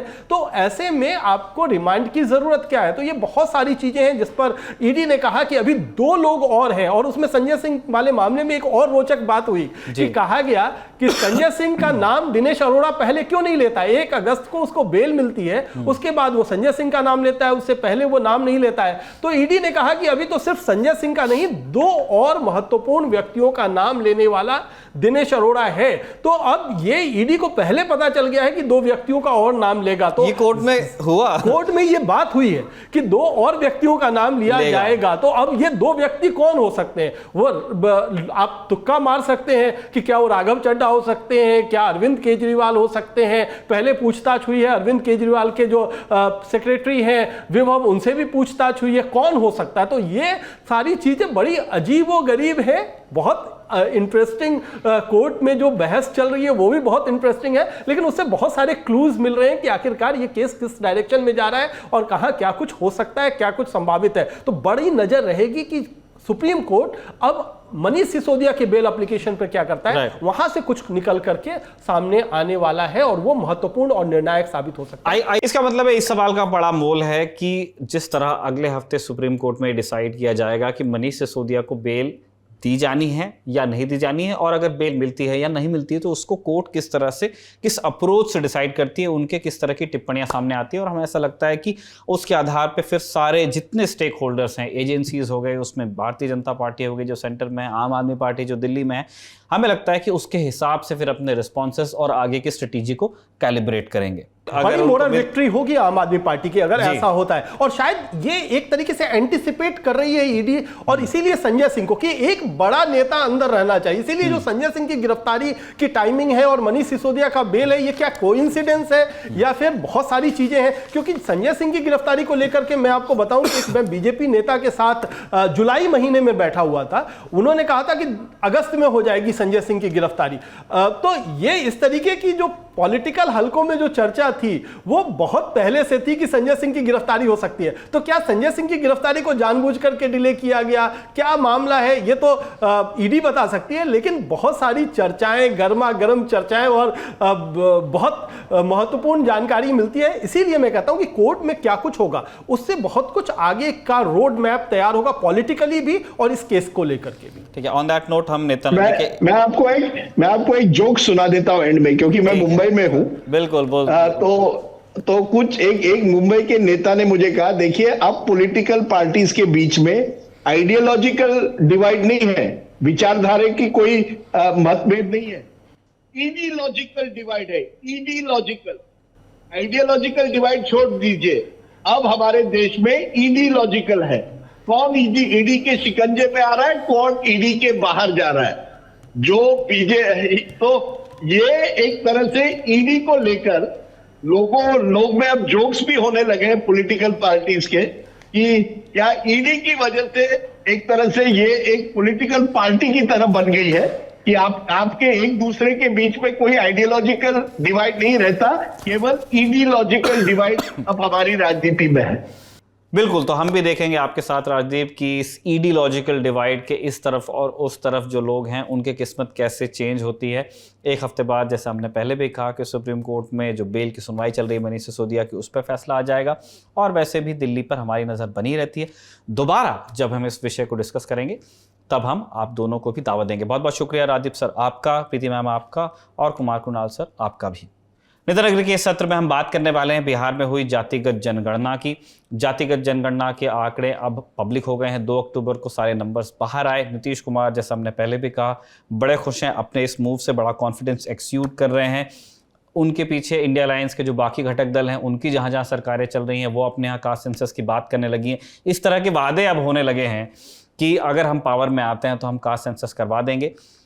हम ये समझना चाहते हैं कि कास्ट सेंसस के जिस तरह के आंकड़े सामने आए हैं वो किस पैटर्न की ओर संकेत कर रहे हैं, कि बिहार की पॉलिटिक्स को किस तरह अफेक्ट करेंगे, और नेशनल पॉलिटिक्स में हम इसका किस तरह का असर देखेंगे, इसे समझने का प्रयास करना चाहते हैं। और इस प्रयास के लिए हमारे साथ कुछ मेहमान जुड़ रहे हैं।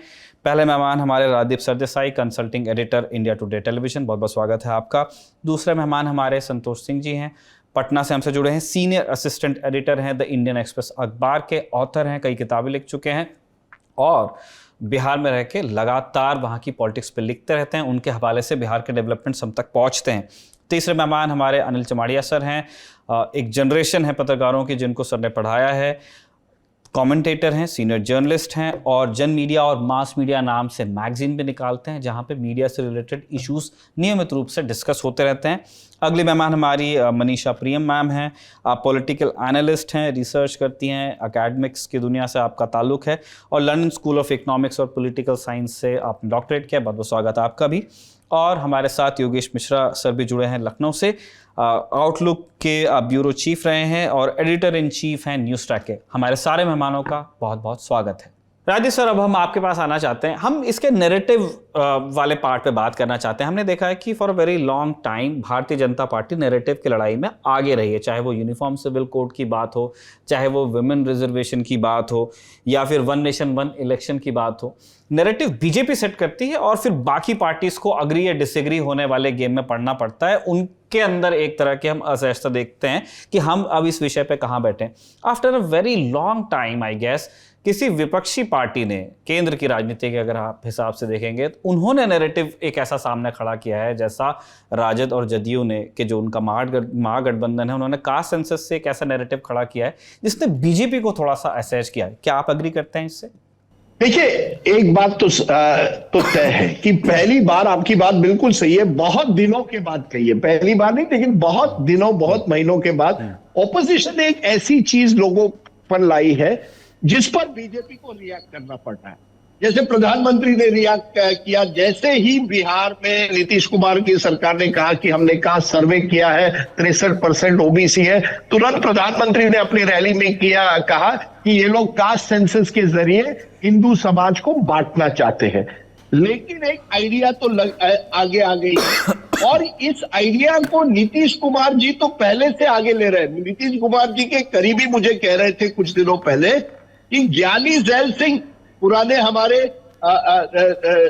राष्ट्रपति जो थे, उन्होंने नीतीश कुमार को 1990 में कहा था कि अगर आपको वाकई सामाजिक कल्याण करना है, बदलाव करना है, तो आपने ये जाति गणना, जनगणना के पक्ष में रहना चाहिए, करनी चाहिए, ताकि आपका जो हिस्सा है आपको मिले।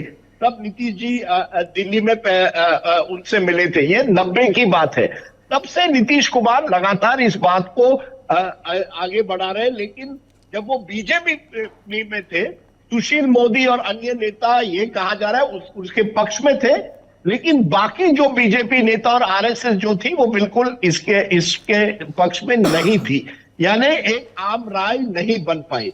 अब नीतीश कुमार चले गए कांग्रेस में, और कांग्रेस की बड़ा इंटरेस्टिंग इतिहास है, ये क्रोनोलॉजी समझनी पड़ेगी। कांग्रेस जब मंडल आंदोलन हुआ उसके खिलाफ हुई थी, जो पहले जब आंदोलन हुआ राजीव गांधी वगैरह इसके खिलाफ हुए थे, वीपी सिंह के खिलाफ थे, आरक्षण के खिलाफ थे, और कांग्रेस उस समय ओबीसी वोट का महत्व नहीं समझ पाई। आप कह सकते हैं वो अपर कास्ट और दलित मुस्लिम की राजनीति कर रही थी, लेकिन ओबीसी की जो बढ़ती जो ताकत थी उसको समझ नहीं पाई। अब 2010 में वीरप्पा मोइली जब वो कानून मंत्री थे, उन्होंने ये पेशकश, एक चिट्ठी लिखकर कहा कि जब जनगणना होगी उसपे जाति जनगणना होनी चाहिए, उसपे सोशल इकोनॉमिक और कास्ट सेंसस होना चाहिए। और कुछ लोगों का कहना है कि 1 घंटे तक कांग्रेस उस कैबिनेट मीटिंग में, मनमोहन सिंह के कैबिनेट मीटिंग में बहस चली इस पर, जिसमें वीरप्पा मोइली ने इसका पक्ष रखा। दूसरी तरफ चिदम्बरम जी थे और कुछ अन्य कांग्रेस नेता थे जिन्होंने कहा कि इससे समाज बढ़ जाएगा। जो आज मोदी जी कह रहे हैं वो 13 साल पहले कांग्रेस के प्रमुख कुछ मंत्री कह रहे थे कि हमें लगता है कि अगर ये जाति जनगणना जनता के सामने आती है तो इससे समाज बढ़ जाएगा। और उस बहस में हालांकि ये सोशो इकोनॉमिक सेंसस हो रहा था, कास्ट सेंसस हो रहा था, लेकिन उसके फाइंडिंग यूपीए 2 सरकार ने पब्लिक नहीं किए। और ये बड़ी इंटरेस्टिंग बात है कि 8 साल तक, 9 साल तक मोदी सरकार ने भी इस पर कोई पुश नहीं की। अब नीतीश कुमार जी को एक मौका मिला है कि हम इस पर अग्रसर रहते हैं। और इंटरेस्टिंग बात है, राहुल गांधी ने इसको पूरी तरह से एम्ब्रेस किया कि कहा हम भी आपके साथ हैं इस पर। और ये अब नहीं, कर्नाटका के चुनाव में आप देखेंगे उन्होंने ये बात पहली बार कांग्रेस के किसी नेता ने उठाई कि जितनी संख्या उतनी हिस्सा। और ये कहां से आई है मालूम है? सुनील कानोगुलू, जो कांग्रेस के नए इलेक्शन एनालिस्ट बने हैं, चुनाव पूरी तरह से संभालने का जिम्मा उनको दिया है। उन्होंने राहुल गांधी और उनके कुछ करीबी से बात की और कहा कि जब तक हमको ओबीसी वोट नहीं मिलेगा तब तक कांग्रेस खास करके हिंदी भाषिक राज्यों में उभर कर नहीं आ सकती। तो हमको पूरी तरह से ये जो नीतीश कुमार कर रहे हैं, बोल रहे हैं, उनका साथ देना पड़ेगा। और राहुल गांधी ने बात मान ली और फिर कर्नाटका में उन्होंने पहली बार ये बात आगे रखी।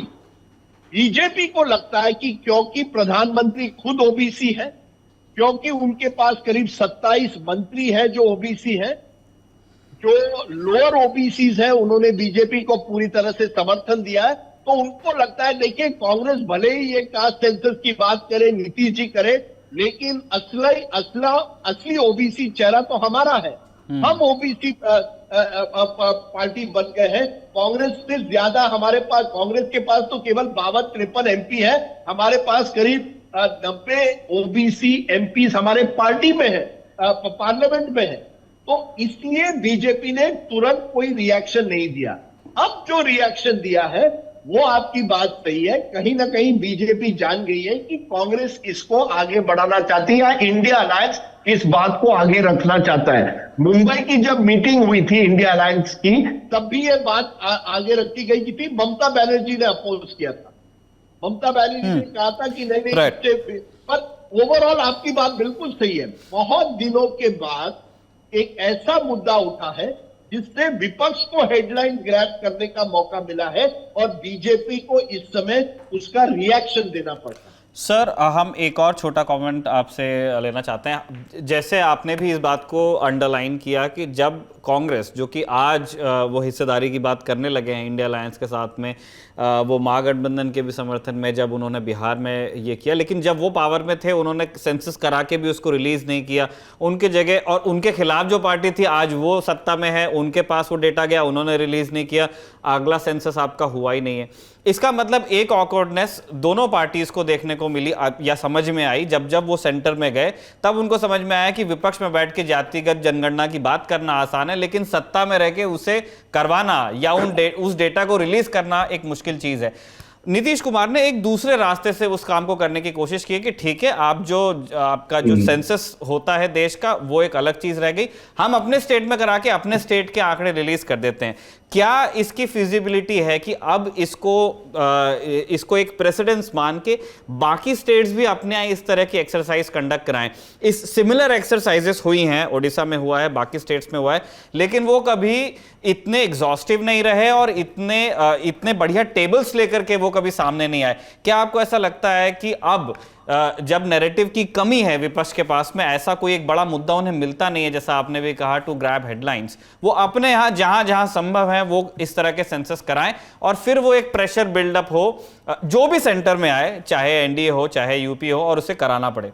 देखिए, ये हर राज्य की परिस्थिति अलग है, ये जो है एक पॉलिटिकल बॉम्ब है। हर राज्य की राजनीति अलग है। मैं महाराष्ट्र में इस समय हूं, हमारी मुंबई इंडिया टुडे कॉन्क्लेव हुई, हमने हर नेता से पूछा और सब पार्टी आए थे और सब पार्टियों ने पब्लिकली कहा कि हाँ हम भी चाहते हैं कि एक कास्ट सेंसस हो। पब्लिकली वो कहते हैं, प्राइवेटली जब उनसे बात कहते हैं वो डर गए, क्योंकि देखिए यहां भी क्या हो रहा है, मराठा समाज में बड़ा आंदोलन शुरू एक बार फिर हुआ है कि आर्थिक दृष्टि से जो मराठा कमजोर है उनको भी कहीं ना कहीं रिजर्वेशन आरक्षण देना चाहिए। धनगर समाज जो है वो चाहता है कि ओबीसी में समाज में हमें एक अलग रिजर्वेशन हमारे लिए दिया जाए, और ये धनगर समाज भी बहुत पावरफुल है। हम मराठा पर महाराष्ट्र में ज्यादा फोकस करते हैं, लेकिन धनगर समाज पूरे महाराष्ट्र में फैला हुआ है, तो उन पर भी उनका भी दबाव है। इस दबाव की राजनीति में सब नेता डर गए हैं कि कल अगर ओबीसी का सर्वे आ जाए और महाराष्ट्र में कल ये पता चले कि यहां भी बहुत संख्या में ओबीसी है, मराठा जो है हम समझते हैं मराठा कुणबी 30% से ज्यादा है, अगर उनकी संख्या कम निकले तो क्या ओबीसी समाज और दबाव डालेगा कि हमारी 27% की जो जनसंख्या है उसको बढ़ाइए। तो कई नेता जो पब्लिकली आज कह रहे हैं कि हाँ, हम नीतीश कुमार ने जो बिहार में किया है हम अपने राज्य में भी करना चाहते हैं, लेकिन उनमें डर भी है कि हम किस लेवल तक जाएंगे और अगर आंकड़े लोगों के सामने रखे तो उसका क्या रिएक्शन होगा। खास करके मुझे लगता है हर राज्य में जो ईबीसी है, एक्सट्रीमली बैकवर्ड कास्ट, अलग अलग नाम से अलग अलग राज्यों में जाने जाते हैं जी, लेकिन उन पर क्या असर होगा, इसलिए मुझे लगता है बचकर रह रहे हैं। बहुत कम राज्य है जो तुरंत तैयार है। कांग्रेस, यही तो चुनौती है निखिल, कि कांग्रेस जो कह रहा है वो अपने राज्यों में क्यों नहीं तुरंत अमल करती। कर्नाटका में कर दीजिए, यही तो हरिप्रसाद जी ने कहा। क्यों? क्योंकि हरिप्रसाद जी वो नेता है कांग्रेस के जिनको धीरे धीरे किनारे किया गया है। तो वो अपनी राजनीति बना के लिए कह रहे हैं सिद्धरामैया से, आप तो ओबीसी समाज से आते हैं, आप ये कास्ट सेंसस हमारे राज्य में कर लीजिए। राहुल गांधी कह रहे हैं कि कर लीजिए। अब डर ये है कि उसमें मुखलिंगा कितने, लिंगायत कितने, कुर्मा कितने, एक बार अगर जनसंख्या बाहर निकले तो दबाव अलग अलग तरीके से होंगे। तो कहना बहुत आसान है, करना बहुत मुश्किल। बिहार में नीतीश कुमार सरकार ने जातिगत जनगणना के आंकड़े जारी करके एक भरा हुआ संदूक हवा में उछाल दिया है। अब उनके विरोधी या जो विपक्ष में उनकी पार्टियां हैं, उनके साथी हैं, वो इसे पकड़ेंगे तो हाथ टूटेंगे और अगर नहीं पकड़ते हैं तो उनके पांव टूट सकते हैं। जाति एक अनिवार्य सब्जेक्ट है भारतीय राजनीति का, कोई भी पार्टी इससे ऊपर या बाहर नहीं है, लेकिन अपने अपने हिसाब से हर कोई जाति की राजनीति करता आया है। संतोष जी, इसका जो इसके जो बेसिक्स हैं उससे हमारे दर्शक अब तक के परिचित हो गए हैं कि कब संकल्प लिया गया, उस वक्त जब संकल्प लिया गया तो उसमें कौन कौन सी पार्टियां साथ में थी, तब कौन विपक्ष में था, अब कौन विपक्ष में बैठा हुआ है। और वो सारी बातें इसलिए पीछे छूट गई हैं क्योंकि तमाम केसेस जो पटना हाई कोर्ट में या सुप्रीम कोर्ट में चल रहे थे, उसके बावजूद अब एक जो बड़ा फैक्ट है वो यही है कि बिहार सरकार ने आंकड़े जारी कर दिए हैं 2 अक्टूबर के रोज। अब बाकी लोग समझें कि उन्हें किस तरह से रिएक्ट करना है। आपने एंटिसिपेट किया था ये? हाँ, एंटिसिपेट किया था, लेकिन मुझे लगता है कि एंटिसिपेशन के कुछ पहले हुआ। जैसे कि पहले चीफ मिनिस्टर ने इशारा किया था कि हम लोग पहले इसको असेंबली में टेबल करेंगे, लेकिन चूंकि अभी विंटर सेशन दूर है और अभी उनको स्पेशल सेशन बुलाना पड़ता, तो जो उसके ऑपरेटिव डेटा हैं वो उन्होंने रिलीज कर दिए। मतलब जिसका जो political part of the data है, अभी हमने जानते हैं कि सोशियो इकोनॉमिक कंडीशन में क्या स्थिति है, वो हमें अभी भी पता नहीं है। लेकिन जो फिगर जिसकी हम चर्चा कर रहे हैं, जिस पर राजनीति हो रही है और जिस फिगर को लेकर के वो अपोजिशन को बैकफुट पर डाल सकते हैं, अपनी पॉलिटिक्स को वो मजबूत कर सकते हैं, वो सारे नोडल फिगर्स उनके आ गए हैं। तो ऑफकोर्स मैंने एंटिसिपेट तो किया ही था, क्योंकि जैसे ही पटना हाई कोर्ट ने क्लियर कर दिया कि उसको अपहेल्ड कर दिया तो उसकी 1 महीने के अंदर में कंप्लीट हो गया। और जो उसकी माइनर डाटा प्रोसेसिंग थी, हमको लगता है कि मिड सितंबर तक में सारे डेटा इनके कंप्लीट हो चुके हैं। जो 17 क्वेश्चंस के फॉर्मेट थे उसके आधार पर उन्होंने district wise, caste wise 216 caste की जो लिस्ट है वो आपको ऑलरेडी पता है ही, आप ऑलरेडी ब्रॉडली डिस्कस कर ही चुके हैं, वो पता है जी। सर, मैं आगे हम जाएं और इसके जो बड़े इसके मीट्रिक सामने आए हैं उस पर चर्चा करें, उससे पहले संतोष जी आप ही से जानना चाहता हूं कि एक पहले दिन से ही रादर हम देख रहे हैं कि 2 अक्टूबर की शाम से शुरू हो गया था। कुछ गुट हैं बिहार में जिन्होंने इसके प्रोसेस पर आपत्ति जताई है, जो आंकड़े सामने आए हैं उस पर आपत्ति जताई है। हम उसकी पॉलिटिक्स में न जाते हुए पहले जानना चाहते हैं कि आपका जो अपना अनुभव है, जो आपने जिस तरह की सूचनाएं आप तक पहुंची, आप पटना में हैं, जो प्रोसेस इसके लिए अपनाया गया था, जिस तरह से सर्वे हुआ, जिस तरह से घरों को इनमरेट किया गया, जिस तरह से क्वेश्चनर तैयार हुआ, वो कितना आपको, उसको आप 10 में से क्या रेटिंग देते हैं, जो क्वालिटी ऑफ सर्वे है उसे? मैं रेटिंग अवॉइड करूंगा, रेटिंग नहीं दूंगा। मैं एज ए रिपोर्टर मैं अपना अनुभव साझा करूंगा। जी सर। मैं जब इसका जो सेकंड फेज का सर्वे, फर्स्ट फेज का भी किया था पटना में, सेकंड फेज का जाके नालंदा में किया था, मुख्यमंत्री का गांव ही कल्याण बिघा किया था, उसके बाद फिर बिहार शरीफ में चला गया था। तो मुझे एक जो ब्रॉडली जो समझ में आया कि लोग अपना economic condition massively under play कर रहे हैं। अच्छा। पक्के का मकान है और अपनी आमदनी 6000 बता रहे हैं और उनका तर्क ये है कि हम कम बताएंगे तब हमको मिलेगा। ये अक्रॉस द बोर्ड यही लॉजिक सब लोग दे रहे थे, और चूंकि कोई सपोर्टिंग डॉक्यूमेंट नहीं मानते हैं, तो मुझको लगता है कि इस सर्वे का जो इकोनॉमिक पार्ट होगा वो ऑथेंटिक नहीं होगा। उसमें आराम से आप 20-30% उसमें ऐड कर सकते हैं। एक ये पार्ट था, और दूसरा पार्ट था कि कुछ जगह अक्रॉस द बोर्ड जो हम बात करते हैं बहुत संवाद सूत्रों से, और मेरे भी अपने अनुभव हैं, कुछ घर छूट गए हैं, जो कि सीएम ने बहुत ग्रेसफुली कहा कि हम कोई जो आपत्ति करेंगे, जो ऑब्जेक्ट करेंगे, डीएम से मिलकर उसको करेक्ट कर दिया जाएगा। इतने बड़े लेवल पर ये अगर सर्वे हुआ है तो कुछ छूटा होगा। और जहां तक कि ऑथेंटिक कास्ट के मामले में किसी ने झूठ नहीं बोला होगा, वो सारे करेक्ट हैं, कास्ट रिलीजन उसमें कोई इशू नहीं है। 17 क्वेश्चंस के फॉर्मेट में मुझे यही लगा कि सिर्फ जो इकोनॉमिक पार्ट है, जो कि अर्निंग वाला पार्ट है, उस पार्ट में लोगों ने सही इंफॉर्मेशन नहीं दी, क्योंकि किसी को कोई आपको तो सपोर्टिंग डॉक्यूमेंट तो देने नहीं थे। अच्छा। तो वहीं मुझे लगा कि ये इकोनॉमिक सर्वे कंप्लीटली मैसिवली इसमें अंडरप्लेड होगा, वो अपना इनकम। हमने इसलिए पूछा क्योंकि इस सवाल के जवाब से ही आगे की चर्चा की भूमिका बनती है कि इन आंकड़ों को हम कितना सीरियसली लें, क्योंकि ऑब्वियसली कुछ हलकों से उनके अपने ऑब्जेक्शंस हैं, उनको भी हमने दर्ज कर लिया है और एक वरिष्ठ पत्रकार की अब टिप्पणी भी है कि इन आंकड़ों को वो कैसे देख रहे हैं। मनीषा, अब हम आपके पास में आना चाहते हैं। आप बिल्कुल अपने ओपनिंग रिमार्क्स रखें, लेकिन साथ में हमारा एक पॉइंटेड सवाल भी है। हम ये समझना चाहते हैं कि बिहार में और पहले उत्तर प्रदेश में भी समाजवाद की राजनीति का एक लंबा कॉन्टेक्स्ट रहा है, सोशल कॉन्टेक्स्ट भी है, पॉलिटिकल कॉन्टेक्स्ट भी है, और उस राजनीति के जो प्रोडक्ट्स रहे हैं वो जनरली ऐसे पॉलिटिकल आउटफिट्स रहे हैं जो किसी मजबूत ओबीसी जाति का प्रतिनिधित्व करते रहे हैं और उनकी प्रोमिनेंस रही, चाहे आप उत्तर प्रदेश को देख लीजिए, चाहे आप बिहार को देख लीजिए। इस बार जो कास्ट सेंसस के आंकड़े सामने आए हैं उसने एक दूसरे टर्म का प्रोमिनेंस हमारे सामने खड़ा किया है, ईबीसी। इसे लेकर आप क्या सोचती हैं? मैंने कहा ये कि बहुत समय से आपने मेरे परिचय में लंदन इत्यादि को जोड़ा, लेकिन मैं अब आपको बिल्कुल स्थानीय भाषा में बताती हूँ कि 1931 का जो सेंसस था उसके आधार पर अंदाजी टक्कर से मैंने देखा है वीपी सिंह का भी जब चुनाव हुआ, और वीपी सिंह चुनाव भले वो उत्तर प्रदेश के थे लेकिन चुनाव वास्तव में आके जीतते हैं बिहार में, तो अंदाजी टक्कर से उस समय टाइपराइटर लेकर के और 1931 के जो आंकड़े थे उसके हिसाब से असेंबली कॉन्स्टिट्यूएंसी में उसको एक्सट्रापोलेट किया जाता था, किसी स्टैटिस्टिकल मेथड से नहीं, लेकिन उस जगह के 5 वयोवृद्ध लोगों को बुलाया जाता था और अंदाज से बताते थे कि हाँ उस गांव के उस बसवाड़ी के नीचे हाँ इतना लोग उधर होगा, उस जात का इतना होगा। तो वो एक पूरा पर्दा जो था वो उठ गया है और अब आप समझ लीजिए कि लोगों को टोला टोला में अब पता चल गया है कि हमारी संख्या यहाँ इतनी है। तो एक तरह से जो पर्दे के पीछे राजनीति थी जिसके दबाव से कि कॉम्बिनेशन पॉलिटिक्स चलता था कि यहाँ का भूमिहार वहाँ वोट ट्रांसफर कर देगा तो वहाँ राजपूत उसको दे देगा, देखिए कुछ ओबीसी उसमें जुड़ जाएंगे तो यहाँ फॉरवर्ड निकल जाएगा, वो सारा मामला कॉम्बिनेशन पॉलिटिक्स का और अगड़े पिछड़े की राजनीति का छोड़ करके पिछड़ों की राजनीति जो है वो होगी।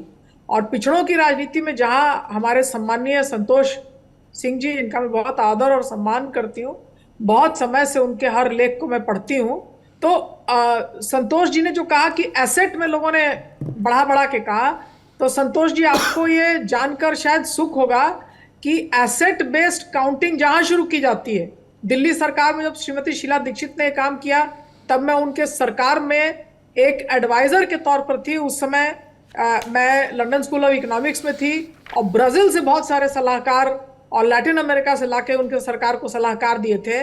वहां भी यहाँ यही बात थी कि जहां आप एसेट बेस्ड या इकोनॉमिक बेस्ड हेडकाउंट लोगों से पूछ के करना शुरू कीजिएगा तो वहां जो थोड़ा गरीब होगा वो उसको और डिप्रेस करके बताएगा। तो इस तरह की चीजें होती रहती हैं। पहले एक बार कभी जातिगत गणना हुई जिसमें लोगों को ये बरतानिया शासन थी कि बताना था कि भाई आप किस जात के हैं, तो सब लोगों ने अपने आप को, बिहार में मैं नाम नहीं लूंगा जाति, उन्होंने बोला राजपूत बता दिया। तो आप देखिएगा कि कई लोगों में, कुर्मी में, कुशवाहा में अपर कास्ट टाइटल्स को लेने की जो प्रथा जो है वो चल पड़ी थी। तो ये चीजें होती हैं। एसेट बेस्ड क्लासिफिकेशन कभी बहुत सही नहीं होता है, उसके लिए फिर उसको आपको प्रॉक्सी इंडिकेटर से टेस्ट करना पड़ता है। लेकिन जहां तक जातिगत जनगणना का सवाल है, ये एक बहुत बड़ा और बहुत सही कदम है, क्योंकि ईबीसी जिनको आप बुला रहे हैं ये वो लोग हैं जो बिल्कुल लैंड रिफॉर्म के फेलियर्स का जो पूरा जमीन पर जिंदगी देखना है अगर, तो भैंस के पीठ पर बैठना और 1 कट्ठा जमीन में हल जोतना दोनों दो चीज है। तो बिल्कुल ही एसेटलेस क्लास है ये। इसके पास ना एडुकेशन है, ना कास्ट है, ना सोशल लिंकेजेस हैं। हमारे आपके जैसा टीवी शो पर आकर के अपनी बात नहीं कह सकते हैं। तो एक तरह से पिछड़ों की राजनीति की दशा अब क्या होगी राष्ट्र में, इसका चित्र भी बिहार दिखलाएगा। और हम सबको ये मानना पड़ेगा कि भारत में असमता मूलक जो समाज है, समाज की बनावट है, और उसके ऊपर जो राजनीति की बनावट है, उसमें जाति जो है उसका मूल है। और आज हम भले ही हमको लगे कि भाई हम बांट रहे हैं, समाज को हम बांट नहीं रहे हैं, केवल गिन रहे हैं कि हम कौन हैं और समझ रहे हैं कि हम कौन हैं। मैम हो सकता है शायद मैं नहीं समझ पाया, तो थोड़ा क्लियर कर दीजिएगा। तो आपने कहा कि वो टाइटल्स गलत बताने का या टाइटल्स लेने का एक चलन था, और उसका बिल्कुल हम मानते हैं कि उसका कॉन्टेक्स्ट होगा उस बात का कि क्यों ऐसा करते थे। क्या जिस तरह से सेंसस कंडक्ट किया गया है वहाँ पे भी ये चीज़ रिफ्लेक्ट हुई है? क्या वो आपका संकेत था या आप कुछ और कह रही थी? नहीं, मैं इस सेंसस के बारे में नहीं कह रही। और ये सेंसस जहां तक जाति है, जाति की गणना है, मैं आपको बतलाती हूं कि बहुत ही सही तरीके से, क्योंकि कोई सरकार जब बड़ा सेंसस करती है तो सरकारों को बेवकूफ मत समझिएगा। इस तरह का सेंसस, इसके प्री सेंसस कई सालों से वो करते आ रहे हैं। आपको पता है कि 10वीं क्लास के इम्तिहान के रिजल्ट के आधार पर चंद्रबाबू नायडू ने आंध्र में ये समझ लिया था कि माला और माडिगा में भेद करना बड़ा जरूरी है। दलित और महादलित का जो विच्छेद किया गया वो क्या था? वो केवल एक जाति माइनस बाकी दलित थे सारे। तो कई प्रॉक्सी इंडिकेटर से कास्ट का जो है वो एक अवेलेबल डेटा डेवलपमेंट पॉलिसीज के लिए ब्लॉक लेवल पे था। और इसके अलावा जो हमारी थर्ड टायर है डेमोक्रेसी की, पंचायत की, मुखिया की, सरपंच की, इसके चलते एक रोबस्ट लेवल ऑफ गवर्नेंस जो थर्ड टायर पे है। इसलिए किसका जात क्या है ये गिनना अब बहुत ही एक रोबस्ट तरीके से, और जिसको रिसर्च मेथड में कहते हैं कि ट्रायंगुलेशन, वो गलत बोलेगा तो 3 और जुट जाएंगे। यदि मैं बताऊं कि मैं गरीब हूं और इससे भी ज्यादा गरीब हूं तो 3 लोग मिलके बोलेंगे कि हाँ इससे भी ज्यादा गरीब है, क्योंकि लोग समझते हैं कि गरीबी को अति गरीबी बताने से सरकारी सहयोग जो है वो ज्यादा मिलेगा। लेकिन जात पर गलत बोलना जो है ये एक ईमान की बात है, खास करके बिहार में। और एक गलत बोलेगा तो 3 का खड़े होके कहेंगे कि नहीं ये गलत है। और टोला, कहाँ आप रहते हैं, बिहार एक रूरल राज्य है, तो जात पर गलत बोलना जो है ये बहुत ही कम इसकी संभावना है। लेकिन क्रॉस चेक और क्रॉस टेस्ट कुछ भी किया जा सकता है। और जब आपने यूनिवर्सल सेंसस किया है तो इसको क्रॉस टेस्ट और क्रॉस चेक आप किसी लेवल पे कर सकते हैं। ये सैम्पलिंग नहीं है, सेंसस ऑफ। अनिल सर, अब हम आपके पास में आना चाहते हैं। अभय कुमार दुबे एक सीनियर कमेंटेटर हैं, पढ़ाते भी हैं। उन्होंने दैनिक भास्कर में एक लेख लिखा और उसमें वो एक बड़ी इंटरेस्टिंग बात पॉइंट आउट कर रहे हैं। वो ये कह रहे हैं कि अगर मुस्लिम अपर कास्ट को, जो बाकी आरक्षित का आंकड़ा है, जो बाकी कथित फॉरवर्ड कास्ट मानी जाती है, उनके साथ न गिना जाता तो फॉरवर्ड कास्ट का आंकड़ा बिहार में इतना बड़ा ना होता। इसी तरह वो ये भी कहते हैं कि जो ईबीसी और माफ़ कीजिए ओबीसी समाज का जो नंबर है, वहाँ पे भी अगर हमने मुस्लिम कास्ट को नहीं उनके साथ में गिना होता तो उनका भी नंबर इतना जैकअप नहीं होता। इस इंटरेस्टिंग टेक पे आपके क्या विचार हैं? एक तो बिहार में जो जाति गणना है वो पूरे भारतीय समाज की तस्वीर बदलने वाला है। इसमें अब आप जो भी एंगल से इसको देखना चाहे, उसमें धर्म में पसमानदा या जो भी ईबीसी, ये बात के विभाजन है, बात के विभाजन है। और खासतौर से 1947 के बाद के विभाजन है। मूल बात यह है कि शूद्र जो जातियां हैं और जो अछूत जातियां हैं, उनकी तस्वीर बिल्कुल सामने आ गई है। वो जो शूद्र जो जातियां हैं, उन जातियां की संख्या कितनी है, जिसको कि आज की राजनीतिक भाषा में हम बहुजन कहते हैं, बहुजन जाति कहते हैं। तो मेरा ये कहना है कि ईबीसी की संख्या इतनी होती, या फिर मान लीजिए कि जो भी कैटेगरी है उसमें, मुझे लगता है कि वो अभी बहुत इम्पोर्टेंट नहीं है। उस पर अभी बात करने का कोई मतलब नहीं है। मतलब यह है कि अभी जो एक नारा है कि जिसकी जितनी भागीदारी उसकी इतनी हिस्सेदारी, अभी जो ये नारा है वो ज़्यादा इम्पोर्टेंट है। और उसमें ये निकल के आया है कि समाज की जो 90% के लगभग जो आबादी है, यानी 85 से 90 के बीच में जो आबादी है, वो उन जातियों की है जो उत्पादक जातियां हैं, श्रमिक जातियां हैं, और वो समाज के तमाम संसाधनों से वंचित हैं। न केवल संसाधनों से वंचित है, बल्कि वो सत्ता के जो विभिन्न पायदान हैं उनसे भी वो उन तक भी उनकी पहुंच नहीं हो पाई है। मुझे लगता है कि इस जातिगत जो आंकड़ा है, जातिगत जो गणना है, उसका ये इम्पोर्टेंट है कि वो एक नई तरह की आकांक्षा, नई तरह की एक अपेक्षाएं और नई तरह की चेतना को ये जन्म देगा। और ये भारतीय समाज की तस्वीर को बदलने वाला है।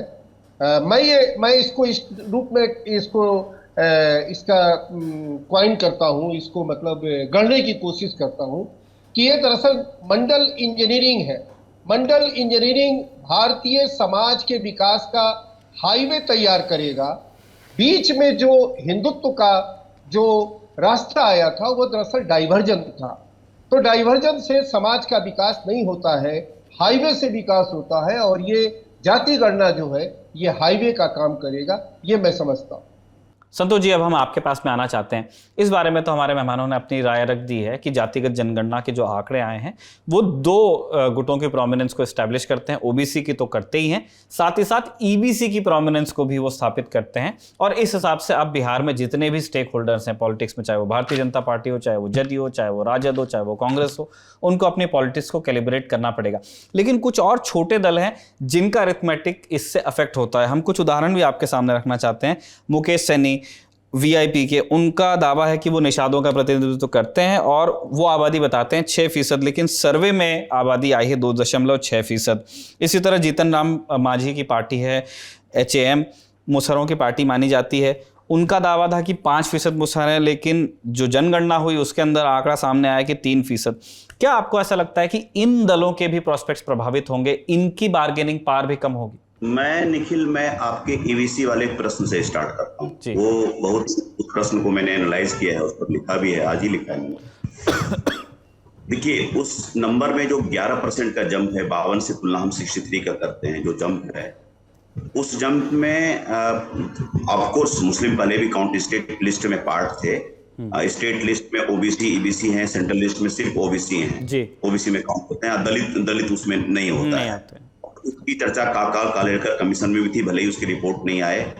मुंगेरीलाल कमीशन में जिसको इम्प्लीमेंट कर्पूरी ठाकुर ने किया तो 78 में, तो उसमें जो कैटेगराइजेशन हुआ है तो उसमें 25 मुस्लिम की जो टोटल 28 जातियां हैं, एक दो हो सकता है कितनी गलती, और टोटल ब्रॉड 28 है। 25 उसमें से पसमानदा या ईबीसी मुस्लिम है। पसमानदा मतलब दो left behind, not exactly EBC, लेकिन उसको एक कनोटेशन ईबीसी के रूप में देते हैं। ईबीसी हैं, उसमें आप वो जान रहे हैं कि मोमिन, जुलाहा, इदरीसी, रंगरेज और इस तरह की बहुत जातियां हैं।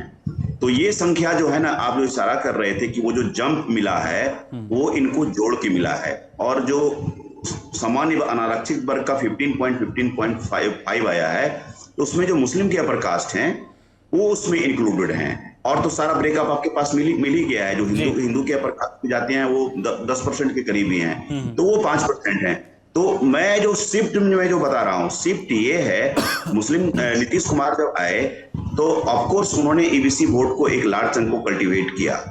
और आप ये पूछ सकते हैं इसमें नया क्या है, तो ईबीसी का ब्रेकअप पहले था। नया ये है कि अब वो एक रिकॉर्ड के रूप में एक नंबर है, अब एक प्रोनाउंस्ड फॉर्म में है।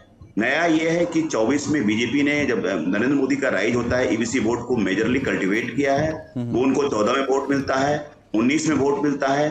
जो विक्ट्री का जो मार्जिन का अंतर है उससे आपको साफ स्पष्ट पता चलता है। तो ये कैटेगराइजेशन से नॉट जस्ट हिंदू ईबीसी की पॉलिटिक्स को रिबूट किया है नीतीश कुमार ने या फिर उस ब्लॉक ने, बल्कि मुस्लिम के अंदर जो ईबीसी है, तो ये जो एक ब्लॉक के रूप में मुस्लिम को जो देखा जाता था, एक रिलीजियस एक पोलराइजेशन के लाइंस पर, now they are caste groups.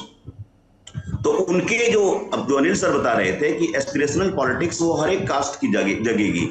जैसे कि ईबीसी में सानी के नंबर्स हैं, वो 2.6 आप शायद बता रहे थे। इस तरह से 1.5%, 2% वाले बहुत हैं। टोटल तो आपने 36% टोटल पॉपुलेशन है, तो उस सबसे नेता निकलेंगे। उसी लाइंस पर मुस्लिम में भी एस्पिरेशनल पॉलिटिक्स जगेगी। ये नया है। इस पॉलिटिक्स का काउंटर क्या करे, क्या हम आने वाले दिनों में जस्टिस जिरोनी कमीशन के इम्प्लीमेंटेशन देख सकते हैं? उनकी रिपोर्ट का सुनने में रिपोर्ट तैयार है, तो इसको कैसे काउंटर किया जाएगा? जैसे कल जेपी नड्डा साहब ने कहा कि अब इसको हम सिर्फ गरीब देखते हैं, जाति के रूप में नहीं देखते हैं, तो इसके काउंटर क्या होंगे? तो ये पॉलिटिक्स अभी प्ले होगा। I am not exactly saying कि मंडल 2 है, 3 है, वो मैं किसी कैटेगराइजेशन में दे रहा हूं, लेकिन इन्होंने, नीतीश कुमार ने एक स्ट्रोक में बहुत सारे पोजर्स दिए हैं। आपने मांझी जी की चर्चा की, सबके नंबर्स आ गए हैं। तो ये एस्पिरेशनल पॉलिटिक्स जगेगी और इसके आधार पर 50% सीलिंग तोड़ने की अगर बात हो जाए कुछ दिनों में, भले ही कोर्ट में चैलेंज हो जाए, तो हमें आज तक नहीं करना चाहिए। कुछ प्लान्स पॉलिसी के अनाउंसमेंट हो जाए उस लाइंस पर, अभी 9 महीने चुनाव में है, तो हमको सरप्राइज नहीं होने चाहिए। वो मुझे लगता है इसका जब वो इकोनॉमिक पार्ट, एजुकेशनल पार्ट होगा तो वो उसका टेक अवे होगा। अभी तो हम डिजिट में फंसे हुए हैं। जी अनिल सर, इसी विषय पे हम आपकी भी राय जानना चाहते हैं। जैसा संतोष जी ने एक बार संकेत कर ही दिया, प्राइम मिनिस्टर ये कह चुके हैं अपने एक बयान में कि विपक्ष की ये राजनीति है हिंदू समाज को बांटने की। ये उनका अपना टेक है। उन्होंने सीधे सीधे कास्ट सेंसस का नाम नहीं लिया, लेकिन उनका संकेत किस तरफ था वो। और उन्होंने ये भी कहा कि सबसे बड़ी अगर आबादी भारत में किसी की है तो वह है गरीबों की। इसी तरह की बात जेपी नड्डा ने भी कही, जिसके बारे में अभी संतोष जी कह रहे थे। हम ये जानना चाहते हैं कि दो तरह से इमेजिन किया गया हमारे यहाँ जो सोसाइटी के अंदर डिवाइड है। एक उसको देखने का लेंस रहा जाति, कि आप किस सरनेम के साथ में किस परिवार में पैदा हुए, उसके हिसाब से आपके प्रोस्पेक्ट्स अफेक्ट होंगे। मान लिया गया कि कुछ लोग डिसएडवांटेज पे थे, इसीलिए सामाजिक न्याय के लिए हमारे यहाँ प्रबंध किए गए। फॉर एग्जाम्पल उसका अफर्मेटिव एक्शन या जो आरक्षण है। दूसरा मत, जिसकी बात प्रधानमंत्री अपनी बात में जिसकी तरफ संकेत कर रहे थे, आर्थिक न्याय, कि कौन अमीर है कौन गरीब है, उस हिसाब से सरकार को नीतियां कैलिब्रेट करनी चाहिए, उस हिसाब से सरकार को कदम उठाने चाहिए। और प्राइम मिनिस्टर जिस तरह से कह रहे थे, सुन के यही लगा कि वो जो ये कास्ट सेंसस है उसकी काट वो अमीर और गरीब की खाई में देख रहे हैं। इस द्वैत को आप कैसे एड्रेस करते हैं और क्या आप इस क्रिटिसिज्म में मानते हैं कि जब हम अलग अलग समाजों के नंबर्स को, उनकी पहचान को एक्नॉलेज करते हैं, तब वो बांटने की राजनीति भी हो सकती है, उस तरह के नंबर्स को वैसे भी वेपनाइज किया जा सकता है? निखिल, पहली बात तो यह है कि मैं इस बात को आउटराइटली रिजेक्ट करता हूं कि इस तरह के प्रयास जो है वो समाज को बांटते हैं। ये बहुत ही पुराना है नैरेटिव, बल्कि मैं कहता हूं कि इस तरह के प्रयास ना हुए और जो हो रहे हैं वो ना हो तो समाज को ज़्यादा बांटता है और बांटा है उसने समाज में कुछ खास लोगों के वर्चस्व को बनाए रखने के लिए इस तरह के बंटवारे का भय और असुरक्षा का भाव पैदा किया जाता है। ये मेरी स्पष्ट मान्यता है। नंबर 2 बात कि हमारे समाज की जो पूरा गठन है, जो समाज की पूरी संरचना है, वो बड़ व्यवस्था है। बड़ों से फिर जातियां निकली, यानी जाति प्रथम है। जाति ने ही तय किया कि कौन कितने संसाधन का मालिक होगा। यदि महिलाएं पैदा हो रही हैं तो उनको पढ़ने का अधिकार नहीं होगा, उनको संपत्ति का अधिकार नहीं होगा। ये हमारे समाज की गठन की पूरे मूल में है, उसके आधार में है। जो जाति है, जो जातियां हैं, जो जातियां मान लीजिए जिनको आज हम दलित कह रहे हैं, जिनको हम पहले हरिजन कहते थे, जिनको पहले हम अछूत कहते रहे हैं, उन सब के बारे में क्या है कि इनको संपत्ति रखने का अधिकार नहीं है, इनको पढ़ने का अधिकार नहीं है। इसका मतलब ये हुआ कि जाति के रूप में जो भी आपने समाज की जिन जिन लोगों को आपने जाति जिनकी निर्धारित की, उनके पास क्या संसाधन होंगे ये आपने तय किया। इसीलिए मुझे ये लगता है कि हम जो ये बात आज कर रहे हैं कि आखिरकार मैटर करता है पैसा, आखिरकार जो मैटर करता है वो आर्थिक हालात, ये बिल्कुल गलत है। ये बात अच्छी होती कि हम पैसे से ये तय करते कि कौन पैसे वाला है तो वो कितना बड़ा है और कितना प्रभावशाली है, लेकिन ये बात बिल्कुल गलत है। कोई राजा बन भी गया किसी क्षेत्र का, किसी राज्य का, तो आप उसका राज्याभिषेक नहीं करेंगे ब्राह्मण, अपने कम से कम हाथों से नहीं करेंगे, उनकी जिस तरह से दूसरे राजाओं की होती है। तो ये जाति ही तय करती है कि जो राजा होगा वो राजा के भाव से वो राजकाज कर सके, इसकी भी इजाजत आप नहीं देते हैं, क्योंकि वो एक शूद्र जाति में पैदा हुआ है। इसीलिए ये जो बात लोग कहते हैं कि यहाँ पर आखिरकार जो मायने रखता है वो आर्थिक स्थिति रखती है, नहीं। आप देखते हैं कि यहाँ सचिव स्तर पे जो लोग पहुंच जाते हैं, या जो मान लीजिए यहाँ बाबू जगजीवन राम ने संपूर्णानंद के एक मूर्ति का एक अनावरण किया, उसको किस तरह से फिर धोया गया, किस तरह से उसका शुद्धिकरण किया गया। और शुद्धिकरण का तो आपने न्यायालयों में भी आपने देखा होगा कि कई जगहों पर अगर कोई शूद्र जाति का शूद्र जमात का यदि कोई अधिकारी है तो और वो रिटायर होता है या वो छोड़ के जाता है पद या उसका ट्रांसफर हो जाता है तो फिर उसका शुद्धिकरण होता है। तो ये कहना बिल्कुल गलत है और मैं इस बात को नए पूरे सिरे से खारिज करता हूँ कि भारत में जाति आखिरकार ये आर्थिक जो स्थिति है वो कोई मायने रखती है। जाति ही आखिरकार एक आज की सच्चाई है। हाँ, एक प्रोसेस है ये, मैं इस बात को मानता हूँ, ये प्रोसेस है और इस प्रक्रिया से गुजरे बिना यानी इस रास्ते से गए बिना आप भारतीय समाज को आगे नहीं ले जा सकते। इस रास्ते से एक बार आपको तो गुजरना ही पड़ेगा।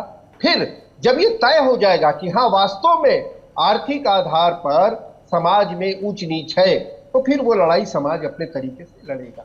लेकिन अभी घालमेल मत कीजिए, घालमेल मत कीजिए कि जहां जाति पर प्रमुख है वहां पर आर्थिक पक्ष को आप प्रमुखता दिखाने की कोशिश करें। ये घालमेल नहीं चलेगा क्योंकि फिर समाज में जो लड़ने की जो पूरी प्रक्रिया है, ठीक करने की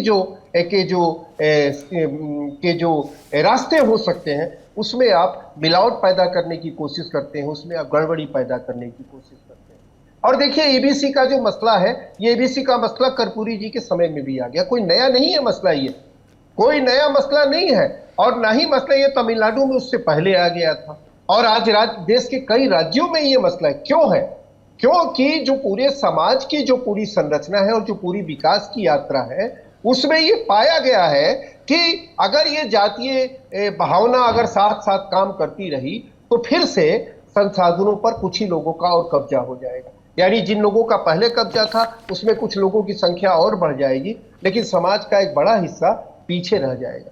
इसीलिए सरकार में जो राजनीतिक जो समाज को सुधारने और बनाने के काम में लगे रहे हुए हैं, जिम्मेवार जो लोग अपने को महसूस करते हैं, जैसे कर्पूरी जी को मैं बहुत ही एडमायर करता हूं और कर्पूरी जी के साथ रहने का भी मुझे मौका मिला है, तो कर्पूरी जी के मन में या उनकी जो पूरी सपनों में समाज को आगे ले जाने का था और उस समाज के जो समाज में जो नीचे जातियों के स्तर पर जो कुछ दूरियां हैं उनको कैसे हम दुरुस्त कर पाए, इसकी इसका एक विजन उनके पास मुझे दिखाई देता था।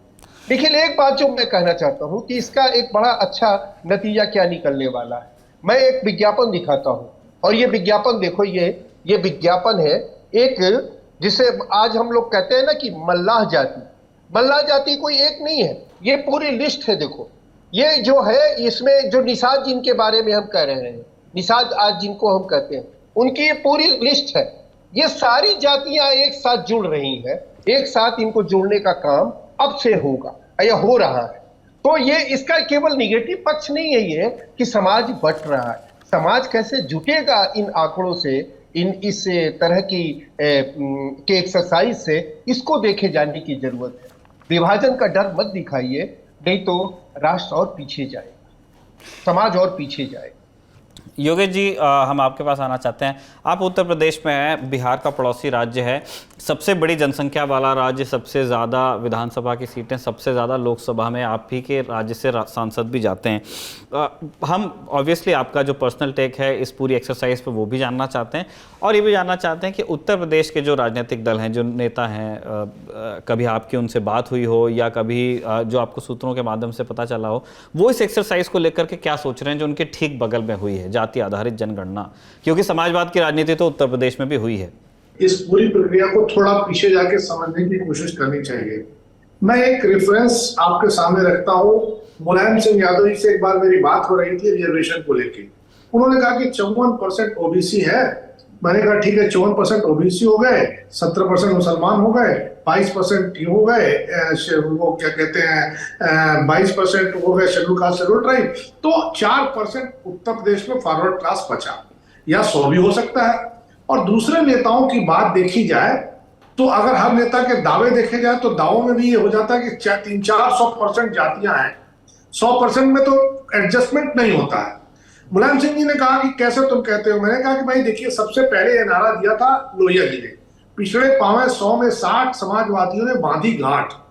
ये जब लोहिया जी ने नारा दिया था तब इस नारे में सभी समाज की महिलाएं शामिल थीं। वो सभी समाज की महिलाओं को पिछड़ा मानते थे।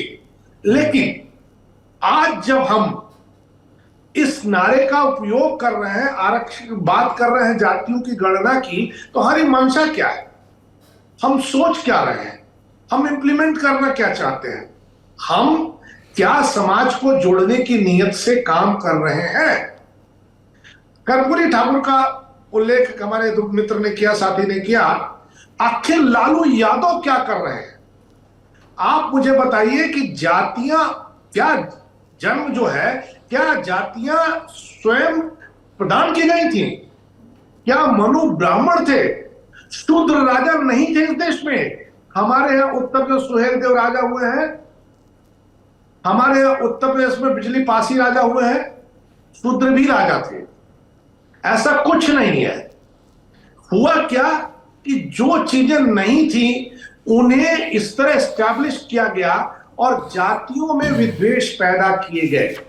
आखिर क्या आपकी मंशा जातियों का उत्थान है? क्या विश्वनाथ प्रताप सिंह ने जिस तरह इसे लागू किया मंडल कमीशन को, वो हथियार की तरह इस्तेमाल नहीं कर रहे थे क्या? तो आप पहले मंशा क्लियर कीजिए कि आपकी मंशा क्या है, आपका विचार क्या, आप करना क्या चाहते हैं। नीतीश कुमार आज जिस समय ये लेकर के आए हैं, उनकी मंशा क्या, क्या जातियों का उद्धार करना चाहते हैं? रोहिणी कमीशन आया, आप बताइए आज की तारीख में उत्तर प्रदेश में माइनस यादव ओबीसी जातियों का एक फेडरेशन है, वो काम कर रहे हैं लोग इस पे। तो जिस जाति का नेता हो जाएगा वो जाति का उत्थान हो जाएगा। तो दो चार बातें बिल्कुल क्लियर कर लीजिए जो भी इसमें बोले। पहला, मनु ब्राह्मण नहीं थे। दूसरा, जातियां नहीं थी, वर्ण थे। जातियां आदमियों ने स्वयं स्वीकार किया, किसी ने जाति को कभी किसी पर थोपा नहीं है, काम के हिसाब से जातियां बनी। तीसरा, जातियों में भी हर तरह के लोग हैं। ऐसी कोई जाति आज की तारीख में नहीं है जिस जाति में समूचे के समूचे लोग गरीब हो, एम्पावर ना हुए हो। हर जातियों में लोग हैं। समाज को देखना होगा। यह जरूर है कि दलितों में कुछ ज्यादा गरीब लोग हैं, कुछ निषादों में हैं, उनके लिए योजनाएं बनानी होंगी, उनके लिए काम, सरकारें काम कर रही हैं, ऐसा नहीं कर रही हैं। लेकिन ये जो हमारे पॉलिटिशियंस हैं जो कास्ट पॉलिटिक्स कर रहे हैं, आप बताइए, नरेंद्र मोदी 2014 में आए, 2014 में उन्होंने कास्ट पॉलिटिक्स को डिफ्यूज किया। उन्होंने एक नया परम्यूटेशन कॉम्बिनेशन बनाया, अल्पसंख्यक वर्सेस बहुसंख्यक। या अल्पसंख्यक वर्सेस बहुसंख्यक जो पॉलिटिक्स की या पॉलिटिक्स की गई, वो क्या बहुसंख्यकों के विकास के लिए की गई, उनकी समृद्धि के लिए की गई, क्या उनको एकजुट रखने के लिए की गई? वहां भी कन्फ्रंटेशन हुआ। जो रीजनल पार्टियां हैं, लालू प्रसाद यादव, मुलायम सिंह यादव, तमाम तरह की इस तरह की पार्टियां हैं, ये जो रीजनल पार्टियों के लोग हैं, ये रीजनल पार्टियों के लोग आखिर अपनी जाति से बाहर क्यों नहीं सोच पाए? क्या वो जाति का, वो समूचे ओबीसी का विकास करना चाहते थे? बिल्कुल नहीं करना चाहते थे। तो हमें जो पिक्चर है, पिक्चर को क्लियर करना होगा, क्लियर रखना होगा। हम जिस भी जाति और जिस भी जमात के हो, लेकिन हमें लोगों की मंशा को समझना और भापना होगा। हमारे यहाँ आप चले जाइए किसी भी लीडर के यहाँ, आप ब्राह्मण लीडर के यहाँ चले जाइए, सारे के सारे सिक्योरिटी के लोग ब्राह्मण मिलेंगे। ठाकुर लीडर के यहाँ चले जाइए, सारे के सारे सिक्योरिटी के लोग ठाकुर मिलेंगे। यादव लीडर के यहाँ चले जाइए, सारे के सारे सिक्योरिटी के लोग ठाकुर यादव मिलेंगे। और कुर्मी के यहाँ चले जाइए, कुर्मी मिलेंगे, पूरा स्टाफ कुर्मी मिलेगा। तो ये हम कर क्या रहे हैं? हम जा किधर रहे हैं? ले किधर जा रहे हैं? हमारी मंशा खराब है। सबसे पहले हमें मंशा पर अटैक करना होगा, मंशा को देखना होगा, मंशा के बारे में बताना होगा। हमें यह भूल जाना होगा कि कौन जात कमजोर है। जातियां ये बांटो और राज करो का नया फार्मूला है। आप क्यों नहीं क्रीमी लेयर करते हैं? आप क्यों नहीं ये बताते हैं कि अगले 400 साल में आप आरक्षण खत्म कर देंगे? और जो जातियां बनाई जा रही हैं, जो कहा जा रहा है जिसकी जितनी संख्या बढ़ी उसकी उतनी भागीदारी, तो यह आरक्षण पाने के लिए है, ये कोई विकास के लिए नहीं है। आखिर विकास की योजनाएं क्या देश में जात के आधार पर बनी है? बन नहीं सकती हैं। इलाकों के हिसाब से बनेंगी, क्षेत्र के हिसाब से बनेंगी। आप क्षेत्रीय विषमता को दूर करेंगे तो उस इलाके में रहने वाले लोगों का विकास, समृद्धि और जीवन स्तर अपने आप उठ जाएगा। जी सर। अब आप एक को मान लीजिए, एक इलाका है, छोटा सा गांव है। सर मैं ये कहना चाह रहा था, जैसे आपकी बात का भाव जो है वो कम्युनिकेट हो गया है, हमने समझा उसको। हम ये जानना चाह रहे हैं कि जो यूपी की जो पॉलिटिक्स है, जिन लोगों से आपकी मुलाकात या बात होती है, ये जो सूचनाएं आप तक पहुंचती हैं, उनके आधार पर आपको क्या लगता है कि वो इसको कैसे देख रहे हैं? क्योंकि आपने क्रिटिसिज्म बिल्कुल उसका एस्टैब्लिश किया, वो कहने का आपको हक भी है, लेकिन वो एक एक्सरसाइज बिहार में पूरी हो गई है। यूपी में अब राय क्या है इस बारे में? जो जातियों की पॉलिटिक्स कर रहा है, जैसे राजभर पार्टी है, जैसे निषाद पार्टी है, उन्हें तो लग रहा है कि ये हमारी जाति के लोगों की संख्या को कम किया गया है, क्योंकि उनके बड़े बड़े दावे होते थे। हालांकि वो जातीय जनगणना के पक्ष में है, वो चाहते कि जातीय जनगणना हो जाए, लेकिन जो पिक्चर आ रही है उससे वो असंतुष्ट है। उनका मानना है उनके साथ जस्टिस नहीं हुआ है। लेकिन जो बड़ी पॉलिटिकल पार्टियों में, जैसे बीजेपी में, कांग्रेस में, जो लीडर हैं जातियों के बनाए गए हैं, उनका कहना है कि जातीय जनगणना नहीं होनी चाहिए, क्योंकि जातीय जनगणना होने के बाद हमारा शेयर, जैसे कुर्मी बिरादरी है उत्तर प्रदेश में, इस समय कुर्मी बिरादरी के सबसे ज्यादा एमएलए जीत के आए हैं। तो अगर कास्ट के हिसाब से उनको देखा जाए, अगर सेंसस हो जाए कास्ट सेंसस, तो उनकी संख्या अपने आप घट जाएगी। तो जो नेशनल पॉलिटिकल पार्टियों में लीडर है वो नहीं चाहते हैं कि हो, लेकिन जो अपनी पॉलिटिकल पार्टियां जात की चलाते हैं, जैसे उत्तर में अपना दल चलती है, जैसे निषाद पार्टी चलती है, जैसे वो राजभर चलते हैं, इन लोगों का मानना है कि जातीय जनगणना होनी चाहिए, पर जनगणना के बाद के आंकड़ों पर इनका अविश्वास भी। ठीक है, हम संतोष जी आपके पास आना चाहते हैं लौट करके। अभी कुछ दिन पहले जब ये कास्ट सेंसस के आंकड़े सामने नहीं आए थे, तब ये बात चल रही थी, अटकलें चल रही थी, सूचनाएं तो नहीं थी, अटकलें थी कि नीतीश कुमार अभी भी सफ़र कर रहे हैं, उनकी पार्टी की स्टेबिलिटी क्या है, क्या उनकी पार्टी टूट जाएगी, क्या उनके पार्टी के लोग निकल के राजद में चले जाएंगे। अब वो बात हवा में गायब ही हो गई है। अब नीतीश कुमार बिहार में भी स्टैब्लिश हो गए हैं और वो इंडिया अलायंस में भी उनको देखा जा रहा है कि उन्होंने एक नई चीज़ करके तो दिखाई है। आप ज़्यादा करीब से इन सारे डेवलपमेंट्स को देख रहे हैं, क्या उनको एक पर्सनल फ्लिप भी मिला है टू हिज पर्सनैलिटी? हाँ, एकदम। एक स्ट्रोक में, एक पॉलिटिकल स्ट्रोक में आप कितनी चीजें ठीक कर सकते हैं आप। अब देखिए, अब मैं पहले ही बता चुका हूँ कि सोशलिस्ट पॉलिटी अब मुद्दे से जब एग्जॉस्ट हो रही थी, सोशल जस्टिस का स्लोगन नहीं चल रहा था, सेकुलरिज्म नहीं चल रहा था। इवन 2020 में जब तेजस्वी चुनाव लड़े तो उन्होंने स्लोगन ही बदल दिया। अपने ग्रेट फादर का स्लोगन सोशल जस्टिस सेकुलरिज्म का नहीं लेकर के 10 लाख नौकरी पर आए वो, और वो हिट भी, क्लिक भी किया। लेकिन 24 अलग बॉल गेम है, डिफरेंट कॉम्बिनेशन में है, बहुत तरह की इनकी चीजें की जरूरत है। तो नीतीश जी ने एक स्ट्रोक में जेडीयू के अंदर जो इनका एक इंक्रीजिंग आइसोलेशन था, लोनलीनेस था, वो कम किया। अपनी पोजीशन को उन्होंने स्ट्रांग किया। जो कहा जा रहा था कि पार्टी टूट गई, नीतीश जी खुद बोले थे कि बीजेपी तोड़ना चाहे तो तोड़ के दिखा दे, ऐसी समथिंग लाइक दैट उन्होंने कहा था जर्नलिस्टों के सवाल में। तो वहां एक स्ट्रांग होकर के वो एक तरह से स्टेबिलिटी आ गई, स्टेबलाइज किया। और विद इन द अलायंस देखें, जो बहुत तरह की पोस्टरिंग चल रही थी कि वन मैनशिप होगा, आरजेडी का अपर हैंड होगा, वो चीज भी अभी फॉर नाउ स्टेबलाइज हो गया। इंडिया ब्लॉक पॉलिटिक्स में नीतीश जी को कोई बड़ा पोजीशन नहीं दिया गया और अभी कोई महत्वपूर्ण अभी रोल नहीं दिया गया। एक कमेटी बनी, बहुत लंबे लोग हैं और लंबी लिस्ट है, उसमें सेकंड जो रंग के लीडर्स हैं सारी पार्टियों के, वो हैं। तो उस ब्लॉक को भी अपना इंपॉर्टेंस देखा और राहुल गांधी ने भी और लोगों ने एक्सेप्ट किया। कांग्रेस भी अपनी पॉलिटिक्स को एक तरह से रिक्रिएशन करते हुए दिख रही है कि ओबीसी पॉलिटिक्स को किस तरह से ये लैप अप किया जाए, और उन्होंने एक्सेप्ट किया।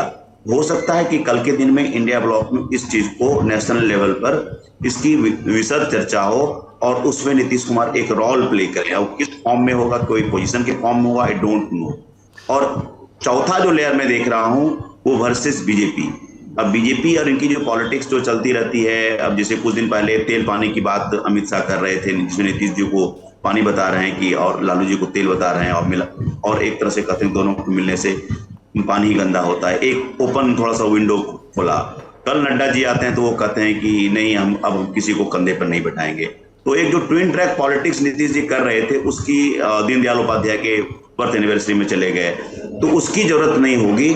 और अब एक बहुत बड़ा काउंटर क्वेश्चन, अब चूंकि मोदी जी बहुत बड़े एबीसी फेस खुद हैं, तो उनको इस प्रश्न का जवाब देना पड़ेगा। ये जो पोजर है, अब उसके मैं फॉर अगेंस्ट उसमें नहीं जा रहा हूँ कि इसका क्या रेटरिक है और क्या इसका डायनामिक्स, मैं सीधा इलेक्टोरली ले रहा हूँ कि 9 महीने पहले ये मुद्दा आता है, इसको बीजेपी किस तरह जवाब देती है। क्या रोनी कमीशन की रिपोर्ट्स कैटेगराइजेशन पर आएंगे या बीजेपी और कोई काउंटर उसकी स्ट्रेटजी होगी।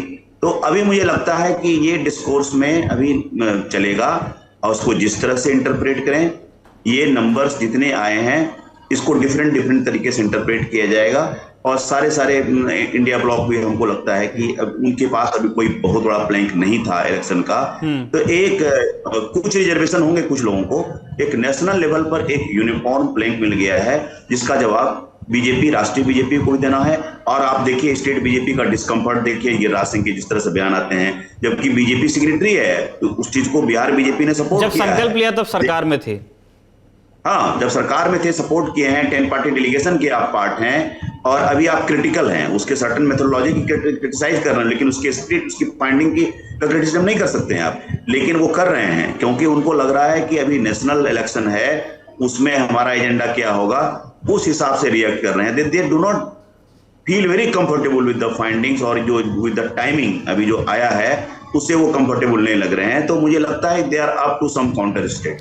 सर, आपका जो अंडरस्टैंडिंग है बिहार में रियल पॉलिटिक का, क्या जो ये कास्ट सेंसस की गोलबंदी है, कास्ट सेंसस की राजनीति है, क्या हिंदुत्व को काउंटर कर सकती है? क्योंकि बिहार के असेंबली इलेक्शंस होने से पहले बिहार में लोकसभा इलेक्शंस होंगे जिसमें बीजेपी मान के चल रही है कि उनका एक अपर हैंड रहा है और रहेगा। जनरल परसेप्शन यही रहा है कि जो आप जनरली बोलते हैं कि मोदी जी की पर्सनालिटी वाला कार्ड खेलती है, लाभार्थी योजना वाला कार्ड करती है, पेट्रोटिज्म का कार्ड और हिंदुत्व वाला कार्ड सेलेक्टिवली, मतलब यूपी का टेम्पलेट अलग होगा, बिहार का अलग होगा, बिहार में सीमांचल मिथिलांचल का अलग होगा। तो अब ब्रॉडली तो इस तरह से लोग देख रहे हैं कि भाई उस तरह के उस सर्ज को काउंटर करने के लिए और ये कार्ड खेला है। अब इसमें किसको क्या बेनिफिट होगा, इसके क्या इंटरप्रिटेशन होंगे, इसमें मैं कोई विवाद नहीं करना चाह रहा हूँ, कोई इसमें कोई डिबेट नहीं है, लेकिन ये आपके प्रश्न का जवाब है। तो वो काउंटर करने के लिए वो वही मैं कह रहा हूँ ना कि उनका काउंटर क्या होता है कि क्या वो कुछ और अनाउंस करते हैं इस सेगमेंट के लिए, क्योंकि अब देखिए ईबीसी की बहुत बड़ी आबादी है 36% की, तो बिहार एक ऐसा प्रदेश है या फिर कोई और राज्य में जिसको बीजेपी उस तरह से जाने नहीं देगी, कोई लाइन एक कोई उनके लिए कोई फिक्स नहीं है इसका आंसर। तो वो इस चीज को अनफोल्ड होगा धीरे धीरे और स्टेट अलग, हर एक स्टेट में वो अलग डायनामिक्स होगा और कोई, मुझे नहीं लगता है कि कोई यूनिफॉर्म टेम्पलेट है nation wide pan Indian template BJP की कोई होगी, वो अलग अलग तरह से डील करेगी इसको। एक सवाल है जो हम चाह रहे हैं कि अनिल जी भी उसका जवाब दें और संतोष जी आप भी दीजिएगा ही। अभी पिछले दिनों हमने देखा कि जिस तरह से सेंटर में बीजेपी ने जिन योजनाओं का ऐलान किया, प्राइम मिनिस्टर के हवाले से भी हुए कुछ ऐलान, कुछ पार्टी के बाकी नेताओं ने किए, उसमें हमने देखा कि बीजेपी ने पहले जो नॉन डोमिनेंट ओबीसी कास्ट थी उनकी राजनीति की, उनकी गोलबंदी की, उस राजनीति को चुनौती देकर के अपने नेता वहां पे बैठाए और कई स्टेट्स में उन्होंने ऐसा किया कि उन्होंने डोमिनेंट कास्ट के चीफ मिनिस्टर नहीं दिए जब उनके हाथ में सत्ता आई। अब हम देख रहे हैं कुछ दिनों से कि जो और जातियां हैं या जो समाज है जिनको किसी एक स्पेसिफिक श्रम से जोड़ा जाता है, उनके लिए वो स्पेसिफिक टारगेटेड योजनाओं को लॉन्च कर रहे हैं। तो वो हमें ऐसा इस कास्ट सेंसस के सामने आने से पहले ऐसा लग रहा था कि बीजेपी और माइक्रो लेवल पे जाकर के इंडिविजुअल कैटेगरीज को ऑब्लाइज करेगी, लेकिन अब उसके बरक्स एक कास्ट सेंसस जो एक 20-30 साल पहले की राजनीति, ब्रांड वाली राजनीति है, वो आके खड़ी हो गई है। आपको क्या लगता है ये कैसे प्ले आउट होगा? निखिल, इस सवाल का जवाब देखो, एक तरह से समझने की हम कोशिश करें कि जो मंडल इंजीनियरिंग है, यानी मंडल जो है वो पॉलिटिक्स से ड्राइविंग सीट पर आज भी है। इस बात को बहुत ही ध्यान से समझ लेना चाहिए कि मंडल ड्राइविंग सीट पर पॉलिटिक्स के है। ड्राइविंग सीट पर मंडल आया और आपने एक डाइवर्जन क्रिएट करने की कोशिश की। वो क्या डाइवर्जन था? हिंदुत्व की सोशल इंजीनियरिंग। आपने हिंदुत्व की सोशल इंजीनियरिंग, सोशल इंजीनियरिंग का क्या मतलब हुआ कि आप कुछ पिछड़े वर्गों के बीच की कुछ जातियों के प्रतिनिधि चेहरे को आप हिंदुत्व के चेहरे के रूप में पेश करें। ये था हिंदुत्व का सोशल इंजीनियरिंग। लेकिन अगेन मंडल ड्राइविंग सीट पर दिखाई दे रहा है, ये सच्चाई है। अब आप जो मूल सवाल है, मूल सवाल क्या है? आप जब एक जाति को उसके ट्रेडिशनल काम में ले जा रहे हैं, यह है जातिवाद, यह है जातिवाद। सच्चाई यह है कि यह जातिवाद और ये सोशल इंजीनियरिंग का जो मतलब रहा है, हिंदुत्व की सोशल इंजीनियरिंग का मतलब वो जातिवाद ही रहा है कि एक खास जाति को दूसरी जाति के बरक्स, एक खास जाति को दूसरी जाति के विपक्ष के बरक्स खड़ा करना, उसका विरोध में खड़ा करना, और फिर हिंदुत्व के लिए उसका इस्तेमाल करना, ये एक फार्मूला काम करता रहा है सोशल इंजीनियरिंग का। अब वो सोशल इंजीनियरिंग का जो फार्मूला है वो अपने अंतिम अवस्था में पहुंच रहा है, उसकी एक सीमा है, वो खत्म हो रही है। आप ये सारा कुछ कर लीजिए कि कुम्हार जो है वो मिट्टी का बर्तन बनाएगा, आप कह तो सकते हैं कि जो पासी है वो ताड़ी का कुछ काम कर लेंगे या ताड़ से कुछ बना लेंगे, यानी कि हद हो गई। जो चमार जाति के लोग हैं वो जूते बनाने और मरम्मत करने का कहा। ये आप कहाँ ले जा रहे हैं सोसाइटी को? ये जातिवाद, इसी को कहते हैं हम जातिवाद, कि आप उस एक जाति को फिर उसके ट्रेडिशनल कामों से जोड़ने की कोशिश कर रहे हैं। तो मैं ये समझता हूं कि इसकी एक सीमा है और इसका कोई जवाब अभी हिंदुत्व के सोशल इंजीनियरिंग के पास अभी इसका जवाब नहीं है। जो बिहार की जाति गणना से के नतीजे जो निकल के आए हैं उसके सामने अभी बीजेपी के सामने एक बड़ा संकट है और वो संकट उसको झेलना पड़ेगा। और 2024 के चुनाव में भी ये संकट रहेगा। ये 2024 में आपको रिजॉल्व नहीं होने वाला। भाई अब जितने तरह के अभी तक आयोग कमीशन बनाते रहे, क्या है उसका, क्या उद्देश्य रहा है? उसका उद्देश्य रहा है इंजीनियरिंग, यानी पिछड़ों में हम एक कार्ड ये खेलें कि एंटी यादव कैसे एक खेमा जो है उसको खड़ा करें, कैसे हम दलितों में एक एंटी जाटो जो है वो एक ब्लॉक बनाने की कोशिश करें। ये अब तक आप इस तरह के कमीशन से, इस तरह की कमिटियों के जरिए आप ये काम करते रहे हैं। अब तो मुझे डाउट है कि रोहिणी आयोग का जो रिपोर्ट है उसको लेकर ये बहुत कुछ प्रचारित करेंगे और उसको लेकर आगे आएंगे। ये मुझे इसमें थोड़ा शक हो रहा है, क्योंकि अब ये मामला उन तमाम प्रयासों से आगे निकल चुका है जो कि हम बिहार में जाति गणना के नतीजों के रूप में हम देख रहे हैं। उन प्रयासों के जितने प्रयास अब तक हो रहे थे उन सबको पीछे छोड़ चुका है। फिर से मंडल इंजीनियरिंग अपनी ड्राइविंग सीट पर बैठ गया। ठीक है, वैसे बीजेपी अपने डिफेंस में ये कहती है मतलब कि वो किसी जाति से आइडेंटिफाई करके श्रम को नहीं दे रहे हैं, वो तो श्रम को आइडेंटिफाई करके दे रहे हैं। अब वो किसी समाज से है तो उसमें क्या कर सकते हैं। एनीवेज संतोष जी, हम आपके पास हम चाहते हैं कि आप भी अपनी बात रखें इस पे। नहीं, मैं सिर्फ ये ऐड करना चाहूंगा, सर ने जो कहा वो ठीक है, मंडल इंजीनियरिंग की बात कर रहे हैं, वो अपनी जगह पे एकदम सही है। मेरा इंटरेस्ट ये है कि क्या बिहार में third phase of power transfer होगा, पावर में from OBC to EBC oblique Dalit, ये पावर ट्रांसफर होगा? क्या ये नेशनल टेम्पलेट भी हो सकता है? जब हम एम्पावरमेंट की बात कर रहे हैं, एक सेगमेंट से जाने की बात, पावर ट्रांसफर की बात, हम कोई एक पर्टिकुलर जाति को कैटेगराइज नहीं करें। हालांकि भले ही आपने वो सारे नंबर्स देख करके कंफ्यूजन लोगों में दिया है, एसएसआर में दिया है, और आजकल तो लोग पब्लिक डिस्कोर्स में मजाक करते हैं, अपने नाम के बाद अपनी जाति का पॉइंट लिख करके डिस्कशन करते हैं बिहार में जब चर्चा होती है। तो ये कहना बहुत आसान है कि रेटरिक के तौर पर कि आप बोल दें कि जातिवाद नहीं हो और इस तरह के ब्रेकअप और फिगर आएंगे जिसकी चर्चा होगी। मैं उसमें नहीं जा रहा हूं, मैं इसमें जा रहा हूं कि क्या third phase of power transfer होगा। जैसे दलित में बने रामसुंदर दास बने, भोला पासवान शास्त्री बने, जीतन राम मांझी थे, वो किन परिस्थितियों में बने? वो मुझे नहीं लगता है कि ऑटोमेटिकली बने, वो एक तरह से कहीं क्विक फिश के तौर पर बने, उनको दिया गया। यूपी वाला ट्रांसफर नहीं था जिस तरह से मायावती बनी, वो फेज बिहार ने नहीं देखा है। और कर्पूरी जी भी ये लास्ट में जो है वो जननायक थे, मैंने तो उनकी बायोग्राफी लिखी, अगले साल आएगी। तो उन लास्ट फेज में अब जब दलेल चल भौगरा के मसेकर की कहानी है, ट्विन विलेज है औरंगाबाद में, वहां जब जाते हैं तो एक कोने में खड़े रहते हैं और अपर कास्ट के 42 अपर कास्ट का वहां की हत्या होती है और उनको एक एबीसी लीडर के रूप में आइडेंटिफाई किया जाता है। तो वो अनकंफर्टेबल सिचुएशन देखते हैं, तो एक फोटो जर्नलिस्ट उनको वहां से अपनी बाइक पर बिठा करके, स्कूटर पर बिठा करके हाईवे तक छोड़ के आते हैं। ये जननायक की तो ईबीसी पॉलिटिक्स की एक तरह से वो शुरुआत लोग वहां से ईबीसी लीडर के रूप में कैटेगराइज किया था। लेकिन अब जब इस ब्लॉक की संख्या आप एक्सेप्ट कर रहे हैं कि 36.01% है, एक ब्लॉक है, एक जाति नहीं है, एक बहुत बिगेस्ट सोशल ब्लॉक है, क्या उस ब्लॉक में से सोशल पावर ट्रांसफर होगा?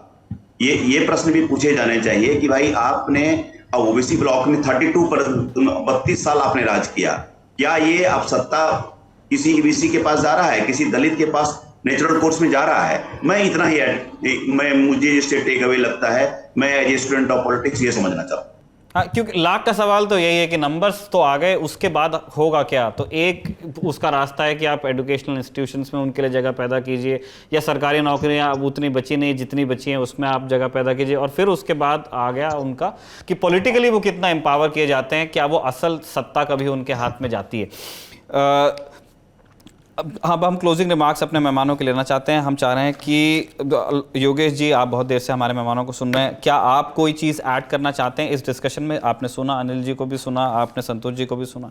देखिए, मैं सिर्फ ये समझ पा रहा हूँ, या जो मेरी जो फाइंडिंग है और जिस तरह मैंने ओबीसी रिजर्वेशंस को देखा है और नेताओं से बातचीत होती है, उस आधार पर कह सकता हूँ कि ये एक वेपन के तौर पर इस्तेमाल हो रहा है, और वेपन के तौर पर इस्तेमाल होने से हमको बचना चाहिए और लोगों को बचाना चाहिए, क्योंकि जो कुछ ये पॉलिटिशियंस कर रहे हैं, इसके अंतर में, इसके भीतर बांटो और राज करो की उनकी अपनी पॉलिटिक्स से ना तो ट्रांसफर करना है, ना एम्पावर करना है। तो इसका छोटा सा एग्जांपल है, सच्चर कमेटी की रिपोर्ट आई, कई रिपोर्ट मुसलमानों के लिए आई, क्या उनका भला हुआ, क्या इंप्लीमेंट हुआ क्या?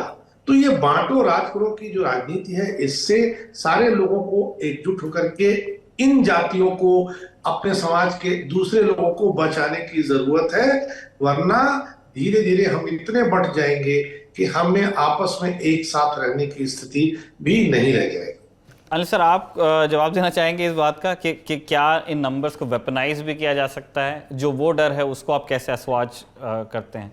नहीं, मैं तो इस तरह से सोचता ही नहीं हूँ। ये जो मेरी भाषा में ये है ही नहीं है कि विपन की तरह इस्तेमाल करना।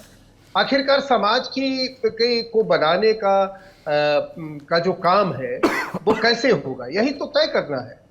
अब वो उसको आप विपन माने या जो भी माने, वो मुझे नहीं लगता है कि समाज बनाने का एक रास्ता है, उस पर हम लोग डिस्कशन करते हैं, और रास्ता ये दिखाई दे रहा है कि नहीं, हमारा समाज जाति आधारित समाज है और इस जाति आधारित समाज को ठीक करना है। तो मैं ये विपन की तरह नहीं मानता हूँ। मैं संतोष जो कह रहे थे उसका उसके बारे में मैं पूरा जवाब तो नहीं, लेकिन एक संकेत के तौर पे बता रहा हूँ कि लगभग हम समझते हैं कि 20 साल पुरानी बात होगी है कि बिहार में ईबीसी की मीटिंग के लिए मैं कई बार गया हूँ, और ये जो एन सिन्हा इंस्टीट्यूट है उसमें जब मीटिंग हम लोगों ने पहली बार की थी तो मुश्किलन 15 और 20 लोग थे, और जब मैं पिछले 5-6 साल जब पहले गया था तो एन सिन्हा इंस्टीट्यूट का वही हॉल खचाखच भरा हुआ था ईबीसी के लोगों से। तो मैं ये कह रहा हूँ कि ये प्रोसेस है, ईबीसी के भीतर जितनी राजनीतिक चेतना आएगी, ट्रांसफर पावर उतनी जल्दी होगा। ट्रांसफर ऑफ जो पावर है वो होगा, ये तो तय है। अब ये जैसे कर्पूरी ठाकुर कितनी संख्या में थे, आज हमारे पास जाति गणना है, जाति गणना में नाई कितनी जाति की संख्या कितनी है? 1% भी नहीं। लेकिन बिहार में वो पूरे समुदाय की, पूरे समाज की जो लड़ाई लड़ रहे थे वो कर्पूरी ठाकुर लड़ रहे थे, और वो कोई 1977 में नहीं उन्होंने लड़ाई लड़ी, बल्कि वो 1967 से पहले भी वो आज़ादी के समय से ही लड़ते आ रहे थे, और वो फिर जाके फाइनली चीफ मिनिस्टर भी बने, 2 बार चीफ मिनिस्टर बने। तो कुल मिला के मेरा कहना है कि ट्रांसफर ऑफ पावर की पार्लियामेंट्री पॉलिटिक्स में एक जो उसकी जो जरूरतें हैं और उसकी जो पूरी प्रक्रिया है, उसमें तो मुझे लगता है कि वक्त लगेगा। अभी बिहार में ये वक्त थोड़ा लग सकता है और थोड़ा ज़्यादा भी लग सकता है, लेकिन जिस तरीके से अभी सोशल इंजीनियरिंग की जाती रही है राज करने के लिए, अपने वर्चस्व को बनाए रखने के लिए, मुझे लगता है कि वो उस स्थिति का पटाक्षेप ये इस जाति गणना के नतीजे के बाद मुझे दिखाई दे रहा है। मेरे ख्याल है सर वो तब भी हो पाएगा अगर हमें ये देखना पड़ेगा कि बाकी स्टेट्स में किस तरह डिसाइड किया जाता है इस सवाल को, क्या वो अपने यहाँ करते हैं, और क्या एक जो नेशनल लेवल का सेंसस हमारे यहाँ होता है उसमें ये नंबर सामने आते हैं। निखिल ये एक तरह से राजनीतिक रूप से एक मुद्दा बन चुका है, इससे अब पीछे नहीं जा सकते हैं। देश में ये कराना ही कराना होगा, राज्यों के स्तर पे हो या देश के स्तर पे हो, अब इससे आप पीछे नहीं जा सकते। मेरा ये कहना है, जो मेरा अपना राजनीतिक जो अनुभव है उसके आधार पर मैं कह रहा हूँ कि अब आप पीछे नहीं जा सकते, आपको इस मामले में एक डिसीजन डिसाइड करना ही पड़ेगा। ठीक है, आखिरी सवाल हमारा संतोष जी आपसे ही है। हमने काफ़ी विस्तार से तो बात कर ली है और बार बार ये सवाल आया भी कि बाकी पार्टीज़ के प्रोस्पेक्ट्स क्या होंगे। नीतीश कुमार को लेके हमारा पॉइंटेड सवाल था। एक पॉइंटेड सवाल हमारा आरजेडी की पॉलिटिक्स को लेके भी है। जो नंबर्स आए हैं उन अंदर खाने जो आपकी बात हुई होगी वो इनको कैसे देखते हैं? क्या उनके एक्सपेक्टेड लाइंस पे ही आए हैं? ऑब्वियसली नंबर सबसे बड़ा यादवों का ही आया है, तो क्या वो उस मान को कहीं रिफ्रेस करेंगे कि अगर नंबर हमारा ज़्यादा है तो वो भागीदारी वाले लॉजिक से सीएम पद की मांग करें या ज़्यादा रिप्रेजेंटेशन की मांग करें, गठबंधन में ज़्यादा जगह की मांग करें, और जो ओवरऑल पॉलिटिकल लैंडस्केप है बिहार का उसमें किस तरह की बातें हो रही हैं? नहीं, उनके जो नंबर्स आए हैं ना, तो वो तो प्रेडिक्टेबल, मोर और लेस प्रेडिक्टेबल लाइंस पर हैं। वो हम लोगों को कोई आश्चर्य की बात नहीं है। नंबर 14 हम लोग लगभग वही सोच रहे थे, 14.26, और अगर उनके अपनी कंस्टिट्यूंसी की तरफ इशारा कर रहे हैं तो कमोबेश हम लोग वही सोच रहे थे। एक एश्योर्ड कंस्टिट्यूंसी है, वो सबकी नजर अब ईवीसी की तरफ है। जो 36% की तरफ जो छोड़ किया है नंबर, अब सबके, अब ये देखिए एक ये वेनिस्ट कॉम्बिनेशन है।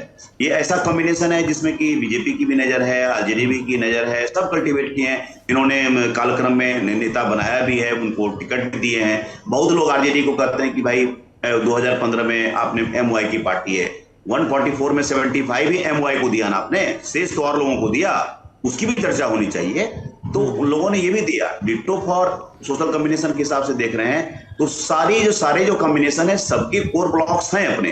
बीजेपी के अपने कोर ब्लॉक्स हैं, कोर कंस्टिट्यूएंसी है, नीतीश कुमार की अपनी कोर कंस्टिट्यूएंसी है, आरजेडी की कोर कंस्टिट्यूएंसी है। वो जो बीच वाले जो फ्लोटिंग वोटर्स हैं कोर कंस्टिट्यूएंसी, उसको कैसे कल्टीवेट करें, कैसे उनको अपील करें, कैसे अपने खेमे में लाएं, वो अभी बात है। और क्या मोदी जी के पर्सनालिटी कल्ट के सामने में जिस तरह से 14-19 के रिजल्ट आए हैं, ये असेंबली इलेक्शन नहीं, हमको नहीं बोलना चाहिए, ये लोकसभा इलेक्शन है।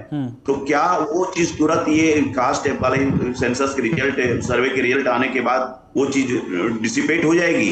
तो वो क्या होगा? तो वो अभी मुझको लगता है कि अभी थोड़ी सी यूफोरिया के स्टेज में है। ये डिबेट अभी सेटल करेगा। अभी 9 मंथ्स बचे हुए हैं इस चीज के रिजल्ट आने के लिए। कौन पार्टी कैसे कैसे रिएक्ट करती है, तो अभी देखिए अभी बहुत कुछ होने वाला है। कुछ पॉपुलिज्म के भी आपको कुछ ना आएंगे। मैं वही पूछना भी एक सप्लीमेंट्री सवाल यही था सर, कि जो आप फ्लोटिंग समाज जिनको कह रहे हैं, जो नंबर्स इधर या उधर स्विंग कर सकते हैं, उनके लिए ज़्यादा अट्रैक्टिव क्या होगा? जो सामाजिक चेतना जिसकी बात अनिल सर कर रहे हैं कि एक चेतना, एक स्वाभिमान आपके अंदर पैदा हो और आप अपने हकों की मांग करें, या फिर जो लाभार्थी पॉलिटिक्स वाला जो एक नया तरीका है ओब्लाइज करने का लोगों को, उनके लिए वो क्या ज़्यादा अट्रैक्टिव होगा? ये हमें देखना पड़ेगा। इन टाइम हमको शायद पता चलेगा। यस, मैंने ऑफ कोर्स लाभार्थी योजना पॉलिटिशियन को सूट करेगा। अब लाभार्थी योजना भी एक तरह से देखिए तो बहुत तरह से मोर और लेस सैचुरेशन के पॉइंट पर आप एबीसी ओबीसी सबके 1 दर्जन से स्कीम किसी पे कम नहीं है।